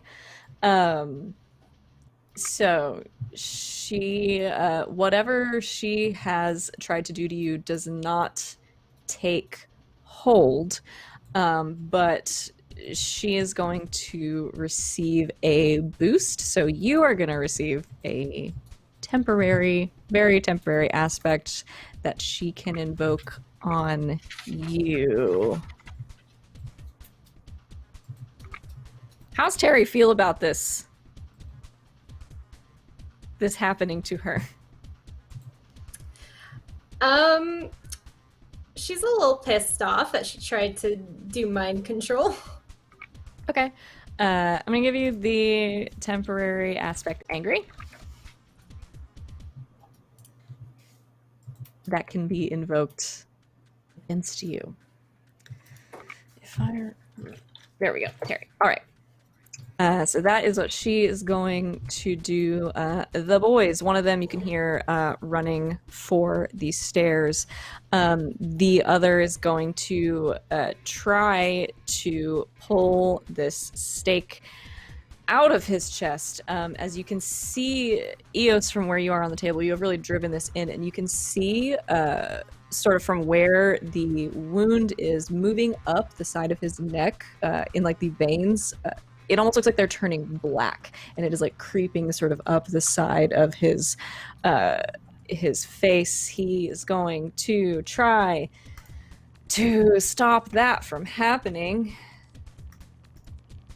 And boy, he does not do a great job. So he's rolled a 2, so you can see him, but you have kicked this thing in so far that it is almost kind of sticking out his back. So he is like yanking on it, and you can see it like inching out a little bit, but you don't know if he is moving fast enough or not. That is the boys, the 2 boys.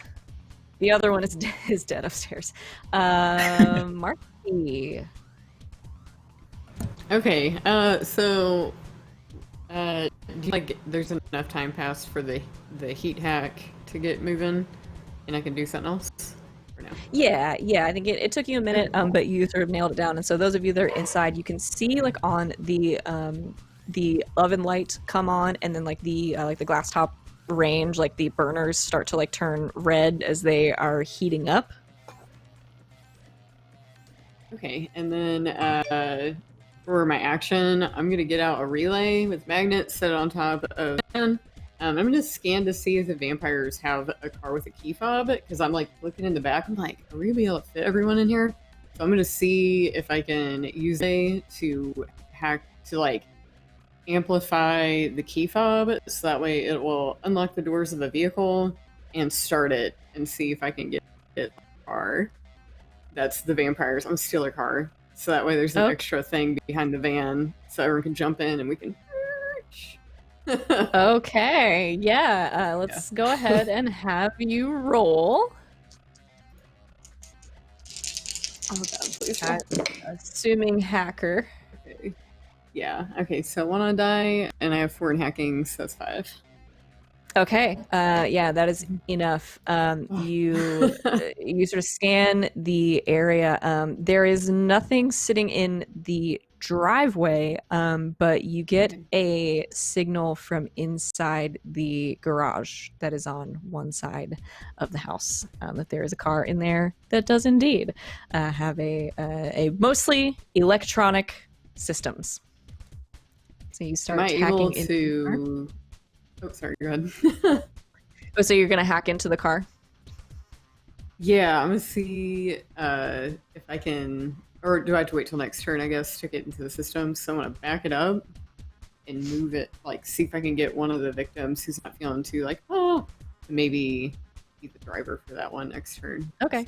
So. You can, yeah, now that you've found it, you can start that. We'll have that on your next turn as you try to get into the car that is in the garage. I do not know how y'all come up with this stuff. It blows my mind every time. Yeah, I was like reading about issues of car theft, and that's how I learned about this one. So research. All right. I love it. And we will see if you can steal a car. Terry and Ash, you all can go together. You can decide who goes first.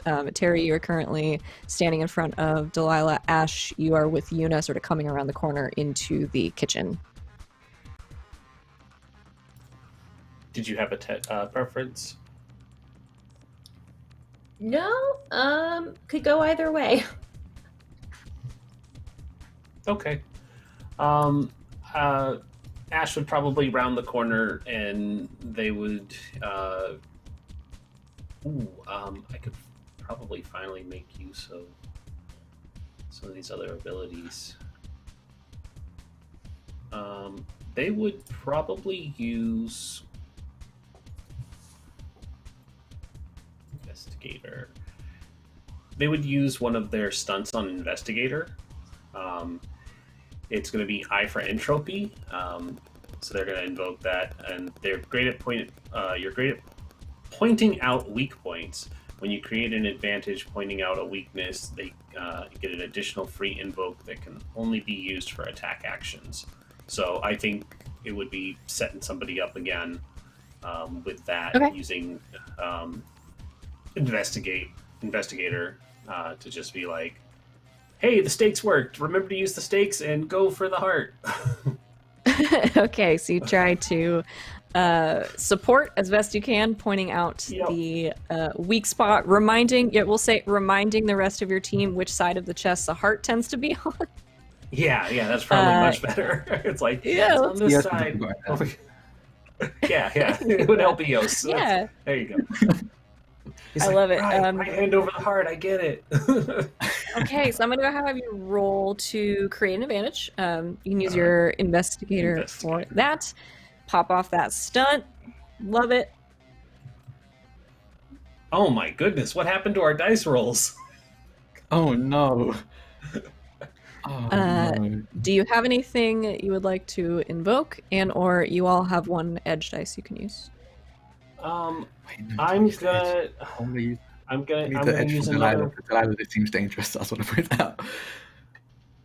Yeah, I'm gonna invoke another flashback to help, and because we said that this would be specifically helping for Eos, I'm going to invoke #hot in here or just Eos, and it's gonna just be It's gonna be, hey big guy over there, I'm right here.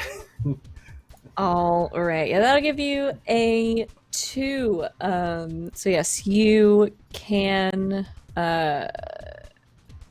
Yeah, you can create the aspect for that to create an advantage for him using your stunt. You get an additional free invoke of it for attack actions. Yes. Yep. Okay. What aspect do you want to create? On your left. I want to. Yeah, on your left. I like it. I like that. Okay. So yeah, you now more aware of your surroundings, Eos, thanks to Ash's help. We will put for Eos on your left. Terry. Terry's gonna shoot at Delilah because she's there and she's mad. So Okay. Yeah, go ahead and roll to attack. it's a 1. Okay. Oh no. Our rolls are so bad. Do you have anything you We're want doing to so good, guys. add? Teammates as well, I- if you have any fate points left to spend. Can I invoke can I invoke what's it called? I think we called it something pretty fucking hilarious. I need a himbo. Okay. um What would that look like? I think oh no, I mean he's big and dumb. I think he was imposing enough to maybe distract Delilah, or at least like momentarily take her gaze off Terry. Okay. So what do you do? So you get up off the table. I'll just be like, leave Terry alone and like not charge at her because I probably can't without it being my turn, but like make it seem like I'm gonna attack her so that she just for a moment takes her attention off Terry. Yes, you can do this. So go ahead and spend the fate point. You can add +2 to Terry's roll. That'll give you a 3 on your shot, unless there's anything else you want to add. I'm gonna invoke a selfie. Okay. He said that we could do that, right? And it's Yeah. #badass. Yeah. Okay. Yep, I love it. So we'll add another +1, so it's going to be a 3, 4 total. As with Eos standing behind you, bolstering you, she is going to try to defend. She's in a spot right now, and that is a 3 and you rolled a 4. All told. So you fire the crossbow at her. She is gonna take another shift down here. Not looking too good. You fire a bolt into her, sort of connecting with her shoulder, and she kind of stumbles back a little bit. And you can see a look of anger sort of across her face as her eyes start to glow that red color again. Well done, Yuna. Yeah. Oh boy, there's a lot going on. Yes.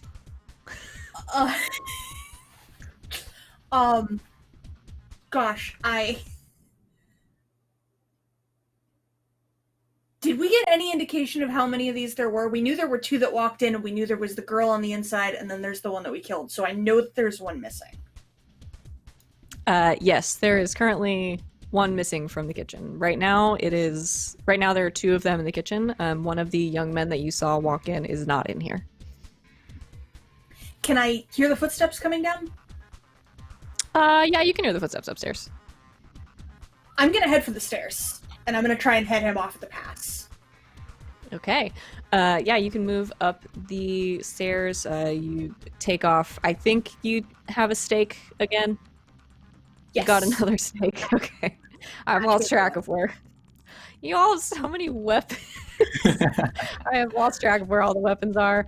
All right, so holding the stake, Yuna, you take off up the stairs and you round the corner as you see one of these other vampires that you saw get out of the car earlier running your direction, and the two of you clash in this hallway. As you head him off, what would you like to do to him? We stabbing, boys. All right, we stabbing. Roll for stab. Roll for stab. Fighter. 6 plus 4. 8. All right. So the 4 for you. He is going to try to defend, and that is a 1 for him. He do not do a good job. So yes, you succeed. Oh gosh, that's 3 shifts for Chaboy upstairs as you sort of drive the stake into his side. You all hear some loud footsteps running up the stairs and then a yell as Yuna stakes the upstairs vampire. He is not pleased about this at all, but it's not his turn. Eos, you are now standing behind Terry. We have 1 edge. Can I use it? I want to take on Delilah. Is everyone okay with that? Do it. That looks like all thumbs up. Okay. Go for it. Seeing the, I think it was the oven, right? That was heating up that Marcia turned on. Yeah, the oven and the stove are currently on. The stove, that's it. Okay. So Max heat the setting. plan, whether or not it works, the plan is Eos is going to pull out a stake and then ram it into Delilah and just shove her and then try and stake her down onto the stove. And that's the plan. Okay. I'm going to try and attempt to do that. Okay, yeah, go ahead and roll to attack.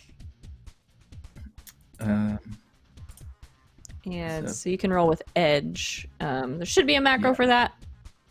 Yeah, I see. And then plus whatever your stat is.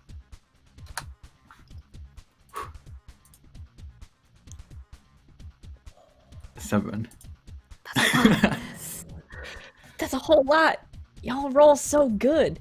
All right, she is gonna try to defend, and she rolls a Oh. 4. Boy, there's a lot going on with her right now for sure. Yeah, you grab on to her, sort of pushing past Terry, grabbing onto Delilah, sort of one arm pushing her back towards the stove and over, the other driving the stake down into her as her back hits the hot stovetop. You drive the stake into her chest and down into the glass, which cracks underneath her, and you all hear a scream as those black veins start to kind of snake up the side of her neck as the stake hits her, but her eyes are still open and they are locked on to you. Can I use stun, or is it too late for that? Sure. The stun I have is disabling shot, which is where is that? Sometimes one hit won't do it, so you need to take a limb, an eye, or a tentacle, or whatever. Spend a fate point when you've made a successful attack roll, and apply a situational aspect to the target in addition to the normal effects of the hit. Okay. Yeah. So I'll just make that aspect. We just need to roll for this, or No, you can just add the aspect on top of the successful roll. What aspect do you want to so give the her? aspect is going to be pinned down. I can't think of anything witty. Pinned down. Sure. All right, pinned down, which she currently is. You have so this is an aspect that you all can invoke upon her, but it's her turn. So Eos, you have knocked her down sort of with one arm onto the stove and driven the stake into her, kind of pinning her where she is. Unfortunately, that means you are very close to her. With a free arm, you all see her reach up, grab the back of Eos's head and pull him down and try to sink these long fangs that have extended out of her mouth into the side and front of his neck. So she is going to attack. You can roll to defend. She has rolled a 5. Fuck. Okay. I mean, I'm gonna use fighter to defend, and I'm gonna invoke the aspect right now of pin down. If I can do that. Yes, you can invoke an aspect on her. Okay, I'm gonna roll for fighter first. Okay. Oh fuck. Okay. That's the one. You can invoke that aspect on her. I think you get a free invoke of it because of your stunt for free. So you can either re-roll or you can add +2. I'm gonna re-roll. My rolls are usually better than that. I'm gonna go for a re-roll. Okay. So you can re-roll with +4. Oh. Okay. That is a 5. So that is a tie. Wait, can I invoke an her. aspect? Not an aspect. I think I have a big mood, like a samurai. Oh, you're gonna do a callback? Okay. Yeah. When she grabs me, just instinctively, like as if I'm a samurai, I reach for my katana to slash at her as she tries to grab my face, the back of my head, to bump that up to a 6, right? A 6, yes, that would be a 6. So you succeed. You stop the attack or prevent the advantage from being created against you. So yeah, as she reaches up for you, and you all see these sort of these huge long fangs protruding from her mouth, she goes to sort of bite at Eos's throat, and he pulls letting go of the stake, pulls the katana up and slashes across her, stopping her in that moment from grabbing onto his jugular. Excellent. The boys. One of them is upstairs. Well, one of them's dead.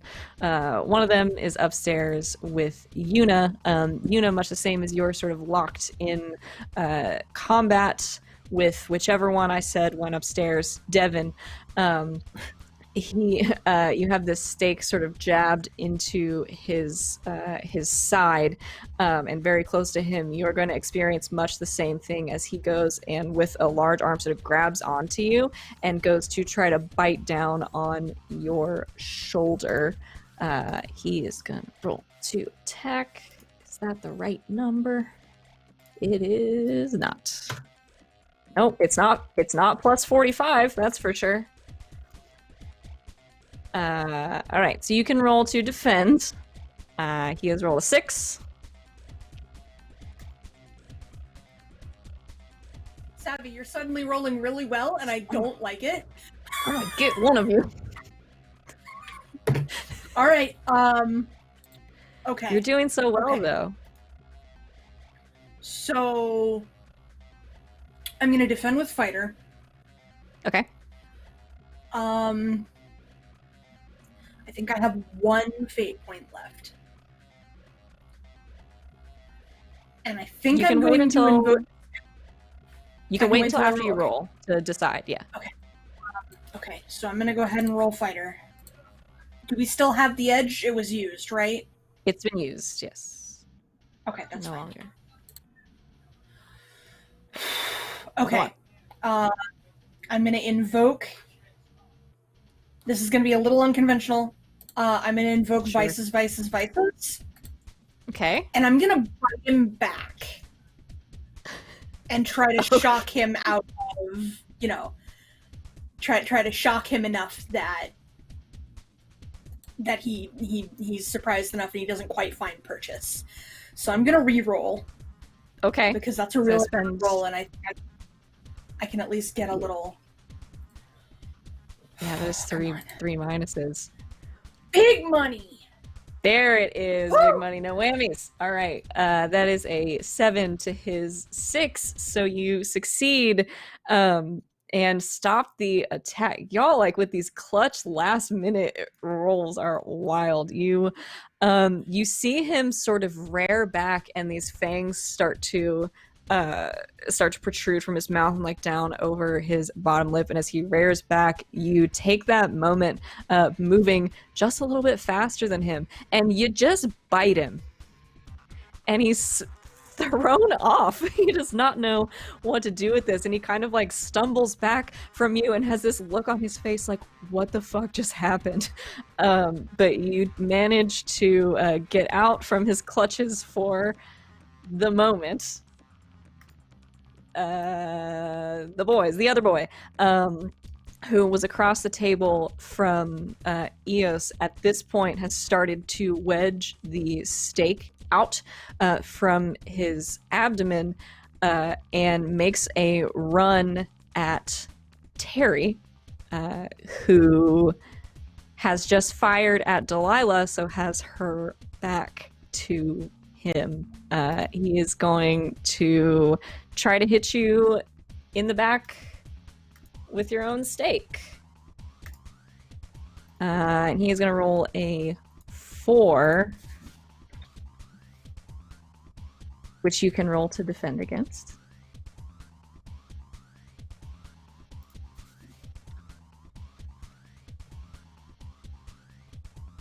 Can I defend with defensive charms again?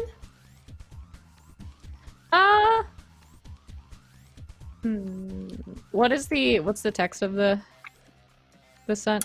If you know what you're up against and have at least 10 minutes to prepare before an encounter, you can defend against abilities with your occultist skill set. Is it specifically supernatural abilities? Oh yeah, it is supernatural abilities. Then I don't think so, because he's just trying to stab you. This is not a supernatural. I mean, it's a very strong stab. I don't think it is a supernatural ability, though. All right. So I roll with Survivor then? I think you can. We don't do this so that much. Let's see. So Survivor is for mental stress. You could roll with... The heck is the chart? You could roll with athlete or fighter. Okay. Potentially spy if you were trying to be dexterous about it. All right, well, that's a +1 for me either way. So...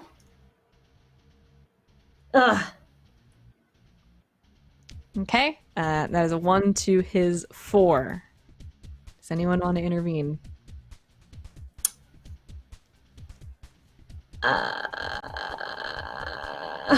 Trying to think what I could do.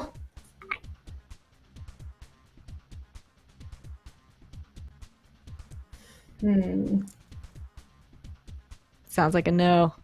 I see a lot of shaking heads. I'm upstairs. What if I You're go upstairs. Could I... I'm trying to think if there's anything I could invoke that makes sense. Do you have any fate points left? Yes.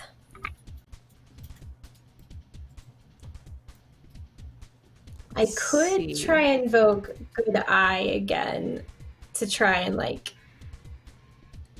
notice him in like the window coming up behind me or something. To see a reflection coming your way. I like it and will allow it. So you can add a +2. Cool. Which would make I'll add a +2. The damage shift not as bad for you. Yeah. So you can add a +2, so that'll be a 3 to his 4. So that is going to be 1 damage shift for you. You can either mark your first stress box, because you only need 1 shift, or you can take a mild consequence. I'll mark a stress box. Okay, so you can mark that first box as you This is the see first time him. this has happened. Yes, you see him coming, and you try to get out of the way. Unfortunately, you're in kind of a corner, kind of boxed in. So you try to slide out of the way, but he grazes your side with the stake, and you feel the kind of rough wood like cut into you. You take some stress. Let's see. Is that the boys? That's the boys. Marcy, who is Okay. outside trying to steal a car. So I'm going to use a repeater on the roof in case I'm not close enough, but I'm going to see if I can tap into either Bluetooth or a Wi-Fi signal in the car so I can start hacking away. I'm going to use I for Entropy, which is a stunt. To see whether A, they have not updated their software, or if there's like a backdoor to the software in the car, so that way I can get into it and take control of the vehicle. Okay, what does that stunt give you? Oh yeah. It says I for Entropy. So you're great at pointing out weak spots. When you create an advantage pointing out a weakness, it gets an additional free invoke that can only be used for attack actions. If I move the car in a space where I can use it to back up and run over some vampires, so that count? So if they come If you out were, right, I don't know. so that's the same scent that Ash has. Okay. You can use this. Okay. You can create that aspect if you roll well, and then if you Okay. end up attacking with the Okay. car, you've done this before, so everyone remembers the forklift. So yeah, go ahead and roll for me. You can hack. Oop, that's 4. So I got 0 on dice and 4 for hacking. Okay. Yeah, you can do this. So you manage to get into the car. It is not difficult. It is one of those that has, the fancy key fob and the auto start, and you can turn on the heated seats before you get, the car. The car I wish I had. But it is not the case. So those fancy cars. And you find the remote start. You start the car inside the garage. You can add an aspect Can I? to the car that can be used for attacking. Okay, so can I back it up like whoosh through the garage door and then turn it around? Because we're in a cul-de-sac, right? Or Yeah. the house is in a cul-de-sac. I'm gonna turn it so like the back end is aimed at the house, but make sure the doors are like unlocked, but make sure I have control to lock them in case the vampires get to the car first. But I want to make that their getaway vehicle. They can just jump in, and I'm gonna group text everyone like your getaway car is parked in front of the house. They probably don't have time to read that now, but hopefully someone will get it at some point. They'll get it at some point. Yeah. Okay. So you move the car. The car. You all hear a loud crash as the neighbors are going to start noticing you all eventually. You hear a loud crash as a big black Escalade comes crashing through the garage door, spinning out in the street, and then sort of backing up towards the house, ready to go. What aspect would you like to give the car? Does not break for vampires, so if a vampire gets behind it, it's gonna run it over. And for funsies, I want to honk the horn and be like, toot toot. and a horn honks outside as you add. That's the fucking best thing I've ever heard.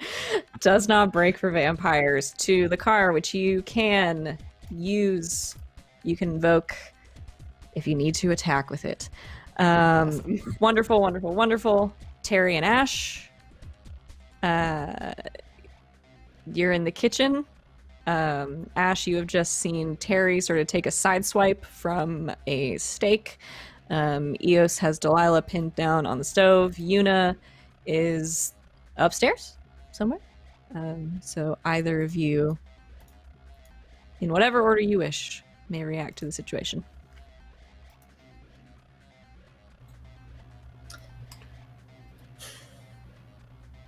Okay.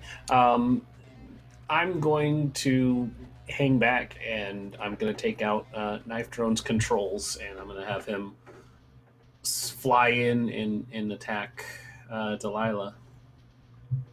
Okay.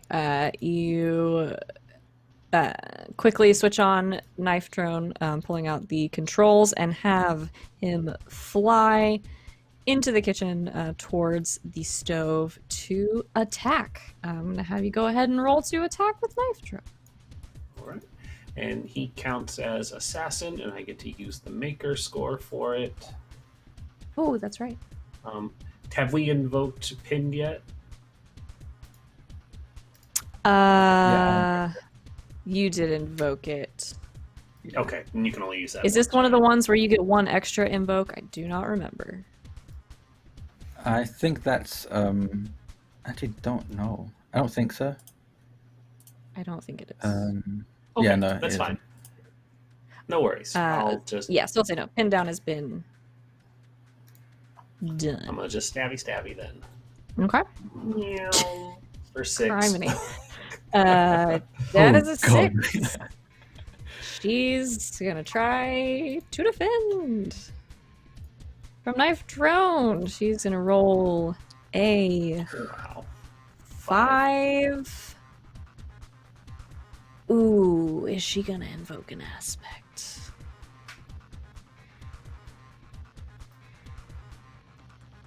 She is. Delilah, for herself, to defend, is going to invoke the aspect Absurdly Territorial. And they have aspects too! Isn't this fun? When you know the rules Fucking to a around game. in my kitchen. That's pretty much what she is going for. So you go for Knife Drone to move down to hit her, and she, knowing exactly where she is and exactly where all of her things are, reaches out onto the side of the counter to like a dish drying rack and grabs, I don't know, a big butcher knife probably, and just kind of swings upwards at Knife Drone with this. It is not enough to do it any damage, but it is enough to sort of deflect it away from her, and it kind of spins off a little bit as she keeps herself probably from being murdered. Terry. Yeah. I don't know why I put myself in this situation because I'm not a fighter. I do feel Let's like you say see. that every episode. Yeah. Yeah. Well, it happens every episode. Let's see. I guess I'll just roll to attack at Graham. Okay, so you swing around as he sort of goes past you with the crossbow. Yeah, can I use athlete for that? To attack, probably. I can't remember I think you can. anything. I'm pulling up the chart. Yeah, you can. Oh no, wait, no, you can't. No. No, just you would defend. either do assassin Defend, create or advantage, fighter. Okay, then I don't get a plus anything. We'll just see how this goes.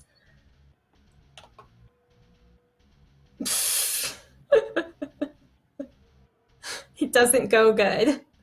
It doesn't go good. That is a -1. I'm gonna have him roll Oh no. to defend. Okay, Oh, no. that is a 4 to defend. So as you swing around with the crossbow and fire, you fire sort of past his ear as he ducks out of the way. He has succeeded with style, so he is going to seize the edge. And that means that the boys have an edge die on their turn.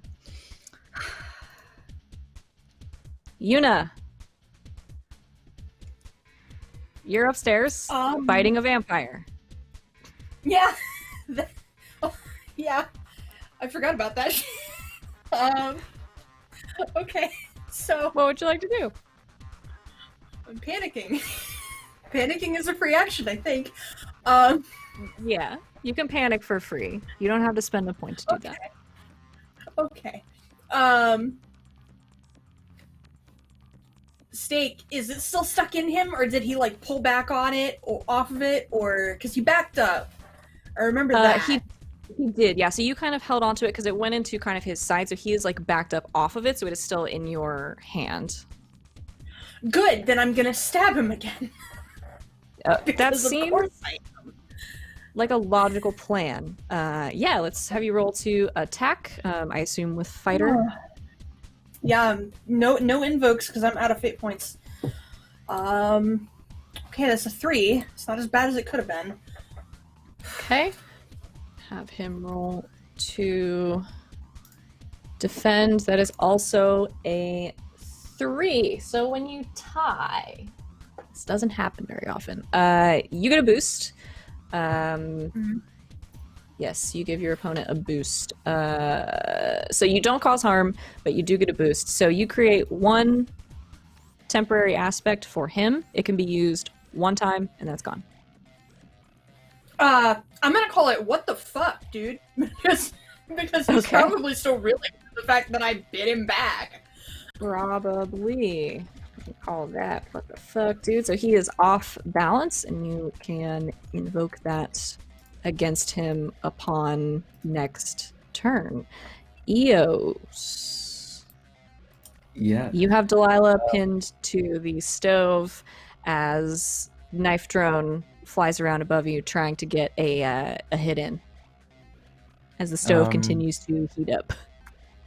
How many steaks did we get provided with? Was it like 1 or 2? How many did we get each? Because I don't want to say I have believe it. I think it was 2 I don't- each. I don't think we Was you said. I don't think Can I we just say- did. 2 each. Okay. So Do I'm going to yourself pull out good. the Yeah, we other one. put that truth out earlier. Una said they had 2 and they used all of their stakes, so we can go off That's of true. that. Yep, Yeah. it's in the universe. You have another one that's not in Delilah's chest. Yeah, so I'm going to pull out the other one and stab down on her and hope Okay, for the best. Yeah, go ahead and roll to attack. Oh, she is not looking good, you guys. Woo! 6. All right, she's gonna try to defend, and that is a 5. Good grief.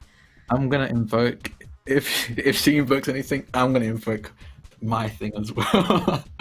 Okay, On you your can invoke left. it and make the shift bigger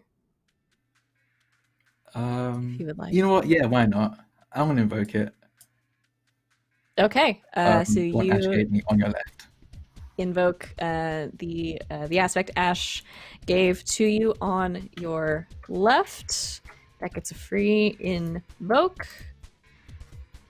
So you can add a +2, which makes it an 8. Yep. I don't think she can do anything about this. Jeez.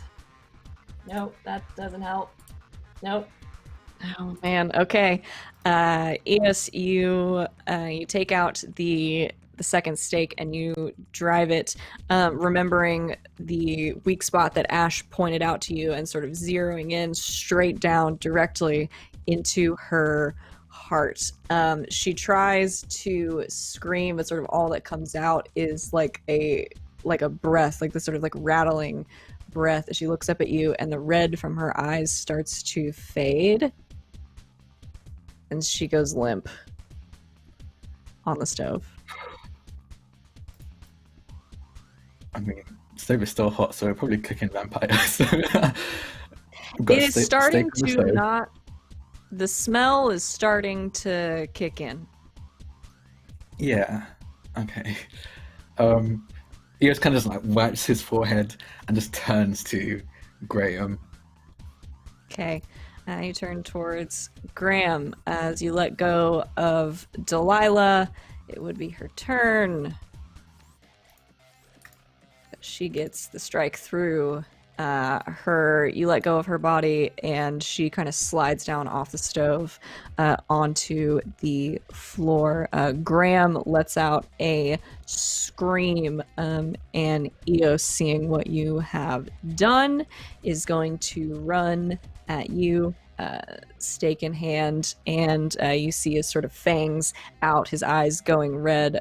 Try to go for the jugular as you he's just watched you kill his mother.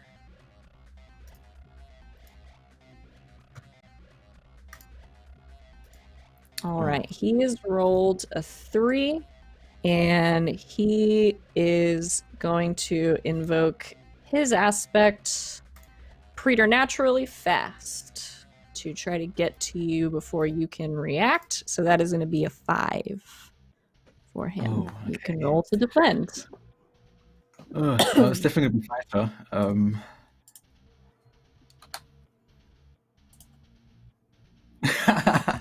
Okay. Yeah, that's a 6. So he makes it to you. How do you succeed with like style? I think you said it was. How much you need to beat them by? Yeah, you have to beat it by a certain amount. I want to say it's 3 or more. I'm going to say 3 or more. I don't want to look it up. How much do you get from invoking an aspect again? Is it just 1 or? An aspect is 2. The callback is 1. Okay. Okay. I want to invoke a callback. I want to invoke. Is Graham the one that I knocked out? Graham is the one that you, yes, bashed in the back of the head with the hilt of the katana. So am I able to invoke? So I think Ash gave me on your left, and I can invoke it once for free, and then the second time it costs a fate point. Yes. I think. Yeah. Okay. I want to invoke the callback I have called where is it? Night, which is when I knocked out Graham specifically with 1 hit. Okay. So yeah, I'm gonna bring that back around. I'm gonna remind him who I am. Okay. And then I'm going to use on your left to bump that up by another 1, so that I beat him by 3. Okay. So spend your fate point. You will get. Yeah. Yeah, that'll be enough. You succeed with style. So you. Ooh, let's see. Yeah. You do a lot of damage to his pride, mostly, as you defend from this. So you can not only get out of the way, but seize the edge from him. So you all have the edge again. And boys do not. So you get out of the way at the last second, and he sort of goes like diving past you, kind of tumbling over himself, as you now have the edge in this situation. I think I step to the side and then tap him, just playfully tap him on the back of the head with the hilt of my katana, just to remind him about. Remember last time when I did that and you just dropped? It's just kind of like that. You pop him in the back of the head, and boy is he pissed. The other boy is. Chat says embarrass him to death, and I love it. The other boy's upstairs. Graham, one more time, is going to try to come for you. Yuna, reaching out to try to grab onto you and sink his teeth in, and that is a 5 for him. Can roll to defend. Oh. Okay. Looks like we're That's a taking 4, so consequences. that would be one shift. So you can take your first stress box, or you can take a mild consequence. Either one would take care of it. You know, consequences are fun. Let's do a consequence. Okay. So he makes it to you this time as he is looking not great, as you have sort of been going back and forth with him for a while, and you can see those black veins are starting to make their way up into his face, and his eyes are starting to go dark. But he gets off one sort of chomp on you. Feel his fangs kind of bite down into the back of your shoulder. Let's see, a mild consequence. We're just gonna call this bleeding for you. So that essentially functions as an aspect. But that would take 2 shifts. So you're good. Still in the fight. Marcy, would you like to do anything with the car? I'll leave the car on standby until the vampires, in case any vampires run outside or they need a getaway car. Okay. I don't have time to pull this off or not, but I'm gonna reach into the back of the van and wait. Is it safe to assume the front door is still open? That's a safe everyone assumption. ran in. Yeah. Okay. In the spirit of Home Alone, I'll pull a remote control car out of the back of the van. And I'm gonna grab my crossbow and like my backpack from lab with all that might have some hardware odds and ends. I'm gonna see if I can strap like a webcam and then like tie wrap the crossbow on there like at an angle, like put some wood in there or something, and a trigger. So that way I can use my computer game controller plugin to drive it in. Okay. And try to shoot a vampire. Okay. Serena is such a hack. You try to make a crossbow car. I'm gonna say to put this like together. Yeah, if you have Maker, that would be good for this. I have a 2, so it's real good. Millennials and your inventions. Is there anything else I can do with fate points to give me a boost? I don't think any of my stunts really work for this one. You can, so let's see. Yeah, so you can spend them to invoke any of your aspects, to either give you +2 on a dice roll or reroll all your dice. You can decide to do that after you roll. Okay. Okay, please roll good. Ooh. Oh, that's a 1. So, looking at my aspects. I have one that I did not fill in because I put political and sociology nerd. But can I put loves to build stuff because Home Alone movies my inspiration as a kid? I don't know. Yeah. Maybe like Tinker or something. Yeah, that's great. Yeah, we'll fill that one in with Tinker. So you can spend a fate point and invoke that to give yourself a +2, which would bring you to. Oh, cool. So I'll make that a 3. A 3? Okay, yeah, that's enough. 1. Yeah, you cobble this thing together, sort of strapping it down very quickly. I think probably taking a page out of Ash's book, as you have seen them put together many a thing that you would not think would go together upon first glance. And you send the car out, careening toward the house through the front door, webcam and crossbow atop it. Terry and Ash, you are both inside. Can you hear this remote control car come careening through the door? And there's a crossbow and a webcam attached to it. You can only assume this is the work of a mad scientist. Ash is so proud. What would you like to do? Can it? Terry's. Oh, go ahead. Oh no, go ahead. Nothing. I misunderstood. I thought it was our turn, so go. It is. Oh, it is. Ash and Sorry. Terry, yeah. Marcy, what were you going to say then? Oh no, go ahead. I'll wait till my next turn. Okay. Seeing that Terry's been having trouble and Knife Drone got deflected, it's going to, of course, correct, and Ash is going to send them over to finish off the vampire that's given her some trouble. Okay. So you send it towards Graham, who is kind of on the floor right now. Not doing That's so well. Yeah, go ahead and roll to attack. Ooh, not doing so well either.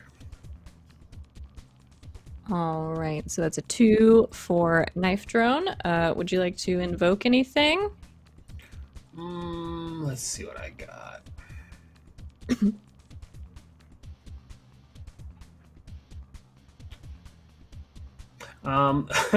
Well, I can invoke the last of my hashtags that's available, the last of my points for hashtag knife drone. Since that's a one in there that I've got banked away. So knife drone will do what knife drone do. Knife drone do what knife drone do. He is going to try to defend from a bad spot, and that will make it a tie, I believe. Yeah, it'd be +1 for a callback. So you don't cause harm, but you do get a boost, so you can put a temporary aspect onto Graham. What do you want knife drone to do to him?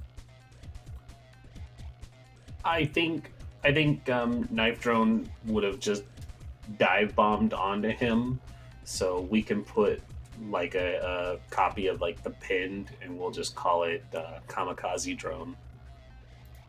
I like it. All right, so he is currently pinned down. A knife drone. Terry.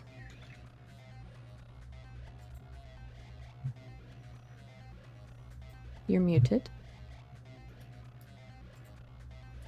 Is that a situational aspect that just happened? Yeah. Okay, so I can hold on to that one and use no stuff again. Do the free invoke.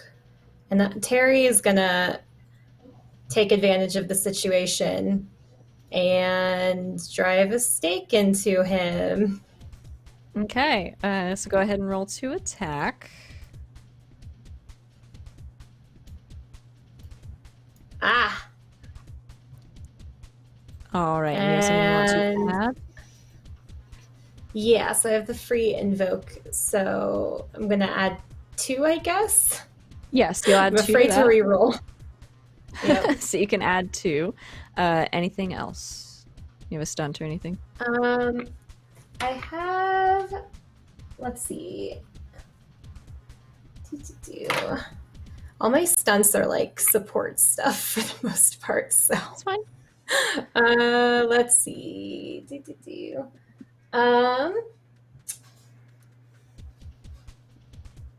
Can I spend a fate point to invoke my day job, which is homeopathy,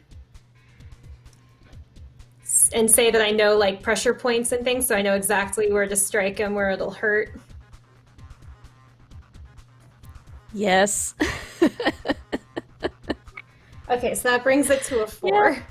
That brings it to a 4. I buy that. He is going to try to defend from you, and he is going to roll a 2, and boy, is he in a bad spot. He's had nothing for this. So Terry taking the advantage, you take the stake, and again, much like Eos did, you zero in on the point you know is going to sort of cause the most damage, and you drive the stake sort of down into his back, and you hear him sort of gasp for breath as he's been trying to push himself up off the ground and like swat away at knife drone, and he just falls tumbling forward onto the kitchen floor and not moving, as you see those sort of black veins kind of creeping up the back of his neck.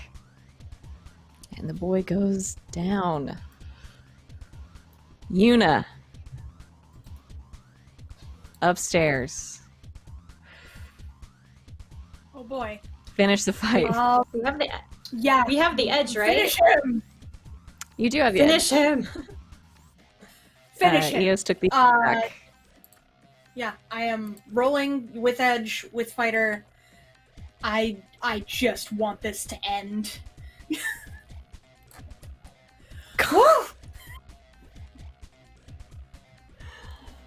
boy, that dice makes a might be the difference. highest roll. That might be the highest roll we've had all game. Holy shit, that's an 8. All right, yeah, he's gonna try to defend. There's no way. There's no way he does it. He does not do it. He rolls are good. That's a 6. That is not enough. I want to put it You through wanna his what? eye. I want to put it through his eye. I want to get extreme. Do you have any fate points left? No, I don't. No, you know what? It doesn't matter. He's got that aspect, what the fuck, dude, and I'm just gonna let that one stand in this situation because I love it. As you, for that final strike, he sort of pulls back, having bitten onto your shoulder, and as he does, you shove him back, and then raising the stake, you grab onto his shoulder with one hand, pulling him back towards you, and just drive the stake into his eye through the back of his head. And almost instantly, he drops like a sack of bricks to the ground.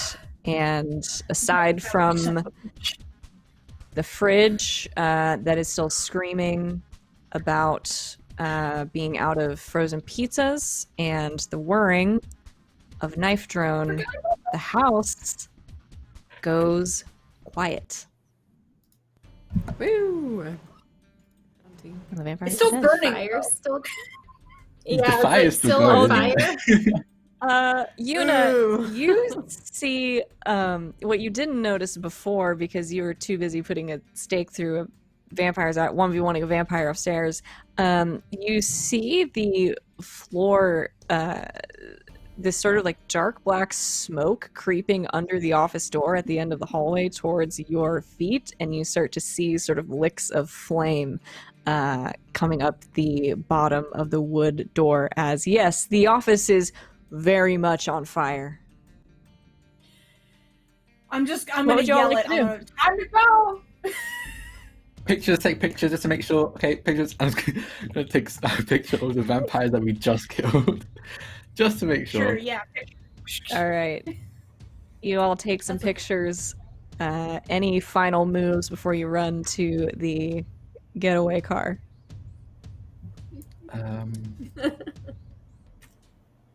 I mean, I got nothing. Oh, Eos heads. What? The heads. Make sure their heads are off. Oh, the heads. Yes, just have the heads off, I guess. All right. Very quickly, slicing through the necks of these two. Yuna probably not super worried about this upstairs, considering there's a spike in his head. Yeah. That'll probably do it. But taking the heads off of them, the four of you, Marcy, as you see smoke starting to squeeze its way out the office window, smoke alarms in the house start to go off as your friends scoop up their equipment, take some pictures and maybe a video along the way, and get the fuck out of this house. They hop into the Escalade and drive off with some of the people you saved in tow, I assume, unless they all fit in the van. Yeah. The rest in the van with Marcy. You all speed off out of the neighborhood as the sirens of fire trucks begin to drive your way. Job done. Enough. We're running very short on time, and I do want to get to our selfies, so I will leave you with this. Those of you that are in the stolen car, Marcy has offloaded a couple of the hostages sort of into the car with you to make room in the van, make sure everybody's got enough space. Who's driving? Why not? Ash I'm would drive. driving. Oh, Okay, okay, Ash, Eos can okay. drive. Okay, I'll drive. All right. So Ash is driving, Eos and Terry in the back with some of these other folks, and the one girl or the one young woman who had been sort of talking to you throughout the process, has given you her name at this point and is talking a little bit more, trying to like talk through what happened with you and everything, giving you a little bit more information. She had not been in there that long. This is Sydney, the missing roommate of Eva and Kenna, who hired you to take this job in the first place.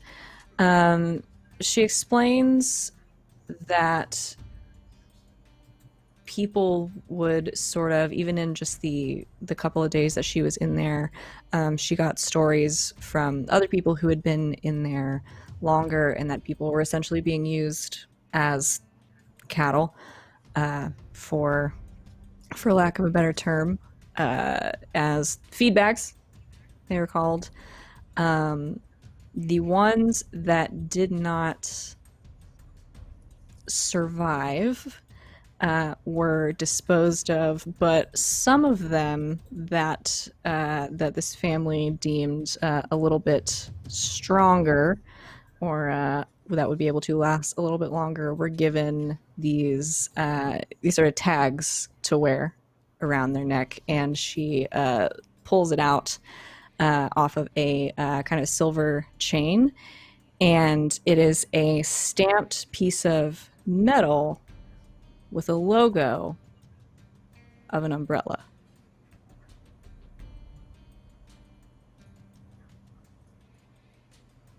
And that is where we're going to end. God damn it. Good. Screeching off into the sunset, trying to figure out how it is all connected. That is where we are going to end our story. Let us do very quickly our end of season selfies. Drac, I know you have to go soon, so we'll let you sign off first. So what we've got for the end of this, normally we would do big moods or big fucking deals. Today we are going to do life-changing events. These are end of season selfies. These are big. This is the big thing. The big thing that happened to you. The big thing that your character remembers, that changed your character, that made some lasting impact on them. Anybody have an idea? I can't think of any. I can go real quick. I was gonna do the Rise and Fall of the Vampire Empire, but I think Does Not Break for Vampires is a good one. After this, I won't think twice when it comes to vampires. So I like that a lot. Getaway driver extraordinaire, Marcy. Does Not Break for Vampires is very, very good. I mean, might go like Eos the Vampire Slayer, because at least at the very beginning, Eos didn't seem very confident in his ability to even really recognize vampires, let alone slay them. But he's been doing pretty well in these last few fights. I like it. Buffy vibes. We have Eos and Buffy vibes this time. Eos the Vampire Slayer. I love it. Who else? Ash there is going to be not so hard anymore. To play back on the phone calls are hard. To reflect them finally being able to share their feelings with Yuna. Yes, that's lovely. I legitimately almost started crying. Let's almost cry. It was lovely. That was such I love it when you make each other cry. It sustains me. No, that was a great moment. That's lovely. I ship it. All right, who else? Terry, I thought I had is something- like. Terry, I guess, is like Terry the talker. She's pretty confident now in her abilities to talk her way through anything because she talked her way through a vampire house pretty well. I would say so. I love it. I'm trying to remember. I had come up with something for Yuna, and then my mind went blank when Ash said that. when Rinda said that thing. I want to say there's this Jackson Gamble song, "Knock Back." I want to say it's that because the biting back the vampire was just that was a defining moment. That was absolutely a defining moment. That's absolutely by any means necessary. That's who Yuna is as a person. I love it. Love everything about it. Knockback. Hashtag knockback. These have great, great energy. And that, my friends, is it for our season. I have got some outro stuff to say. Drac, I know you have to go very quickly. So I'm going to go ahead and have you do your sign-offs and say goodbye and tell us where we can find you after this. And then we'll say goodbye to everybody else. Okay. So, hi, I'm Drac. I was playing Eos for this little mini-series. You can find me over on Twitter at Draconics. It's DRAKONIQUES. I do a lot of things. I have my schedule pinned on my Twitter account. But I'm going to be literally in another game immediately after this over on Rule of Law. We're playing a Cypher System campaign where we play like Cypher Supers combined kind of thing. That's RULEOF Law. LORE. I don't know why for a minute I couldn't spell. But yeah, that's me. I'm all over the place, but you can just follow me on Twitter. That's probably the best place to see what I'm up to. But yeah, it was so fun playing with you all. I'm so sorry I have to dip out so suddenly. Okay. Thank you. Yes, thanks for playing with us so much. We love you. Goodbye, Drac. I love you guys too. And we'll see you next time. All right, wanted to give him the opportunity to get his plugs in because the boy has so many of them. All right, but yeah, let us hear from the rest of our cast, and then I'll say the stuff I'm supposed to say. I feel I've been talking for so long. But yeah, let us tell us. We'll start with Celeste and go around to Morgan, Rin, and then Elise. Tell us where we can find you after this. Hi there, I'm Celeste PLS with way too many underscores on Twitter. I'm Celeste Shepherd here on Twitch.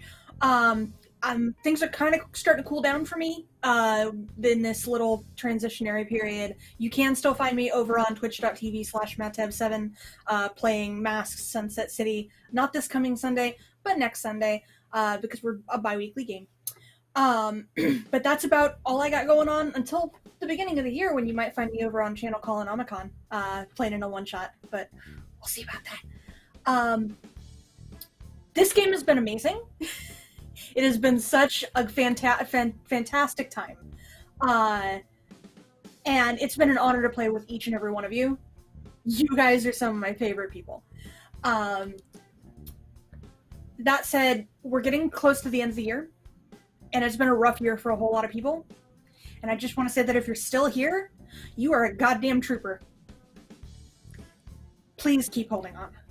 We need you. That's me.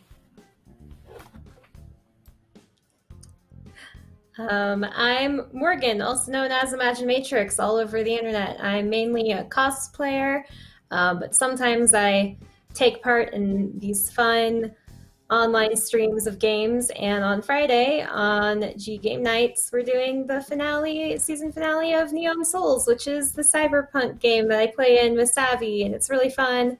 And it's going to be an emotional roller coaster for me. And I don't know if I'm going to make it through without crying or not, so check it out. Other than that, though, yeah, this is such a fun game to play in, and like everyone was amazing, and I'm just grateful that I got to be here.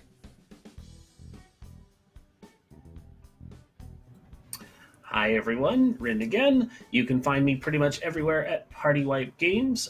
When I'm not here, we're over on our own channel playing a whole bunch of stuff.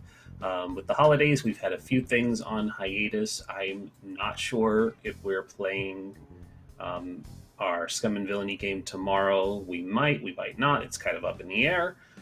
We also have a Waterdeep Dragon Heist D&D game that's going to be wrapping up soon. We probably got 1 or 2 more episodes of that. And we had 2 characters die, including one of my own. So it's been a big week of character deaths for me. My Warforged Bard died, and that was sad. Sundays, I run a Things from the Flood, Tales from the Loop game where I have the players questioning their own existences. Our Monday game is on hiatus until the new year. Tuesdays, we run a Vampire the Masquerade game. Our Octum Cthulhu wrapped up yesterday, and this is wrapping up. So I'm going to have some more availability open, and I'll be waiting for the casting calls for Encounter to come out again to join in more. This has been fun. I love you guys. You're great. A lot of people I've wanted to play with for a long time.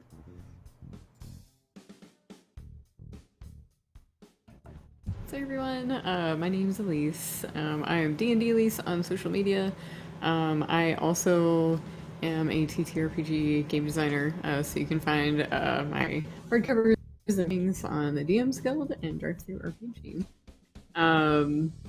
Yeah, this is super fun. This is my first time being on Encounter Roleplay. I'm now motivated to upgrade my laptop so I have better streaming quality. I know for kind of piggyback on Yuna, gaming has really helped me get through the pandemic. 'Cause I'm a single mom with my kid in an apartment, and we're always here by ourselves. So being able to play this game and playing a D&D game with one of my good friends Phil back home is a really nice way to get through things. So I hope everyone stay safe out there, and thanks for watching, and also thank you to Savvy for giving me an opportunity to play with you guys, because it's been really fun. I enjoy Fate. Thanks. Thanks, everybody. It is always a blessing to have players such as these. If you can get you some players that are creative and conscientious like this, don't ever let them go. Keep them around. You're all a joy to play with, and I'm glad to have gotten to run this game. For me, I am Savvy. I'm at Savvy Seaworth on the internets. My schedule after this week is actually slowing down a little bit, and I will not be streaming every single day, only most days, thanks to finale week. But this week I have had 2 finales already. Like Morgan said, we have over on Game Nights with 2 G's and a K, the season 1 finale of Neon Souls, our cyberpunk game. We play the Sprawl. It's gonna be emotional. And last week my character lost an arm, so it's going well, I guess. It's gonna be great. But that's our season 1 finale. We're gonna take a couple weeks off, and then we are going to start season 2, in which we are going to be playing a new system. So it's very exciting. Our characters are gonna come back, ported over to another system in another place, and it's going to be really fun. In the midst of these 3 finales, I also have a premiere this week. Tomorrow at 8 p.m. Eastern Time, we have the premiere of the 2nd season of our Good Society game on Game Nights. This season is called, hold on, I gotta pull up the full title because I would be remiss to not say it, because my GM is in the chat right now. So last season was Elegant Suffering. This one is called Elegant Magics, the Good Society tale of incantations and infatuations in Bexley under Mount Whitebridge. So we're playing Good Society, but we're also using some of the magic supplements, and it's going to be rad, so come hang out with us tomorrow night. For that, on Saturday, I'm playing Dungeons & Dragons again in the Apocalypse, and then on Sundays, I run a long time, almost like a year and a half now, Monster of the Week campaign called Slaying 101. Last week, I killed a character. So I didn't kill anyone today, and that's my penance, I guess. In my defense, the player was in on it. But yeah, it's called Slaying 101. We play Monster of the Week, and it's rad, and you should come hang out with us on Sundays.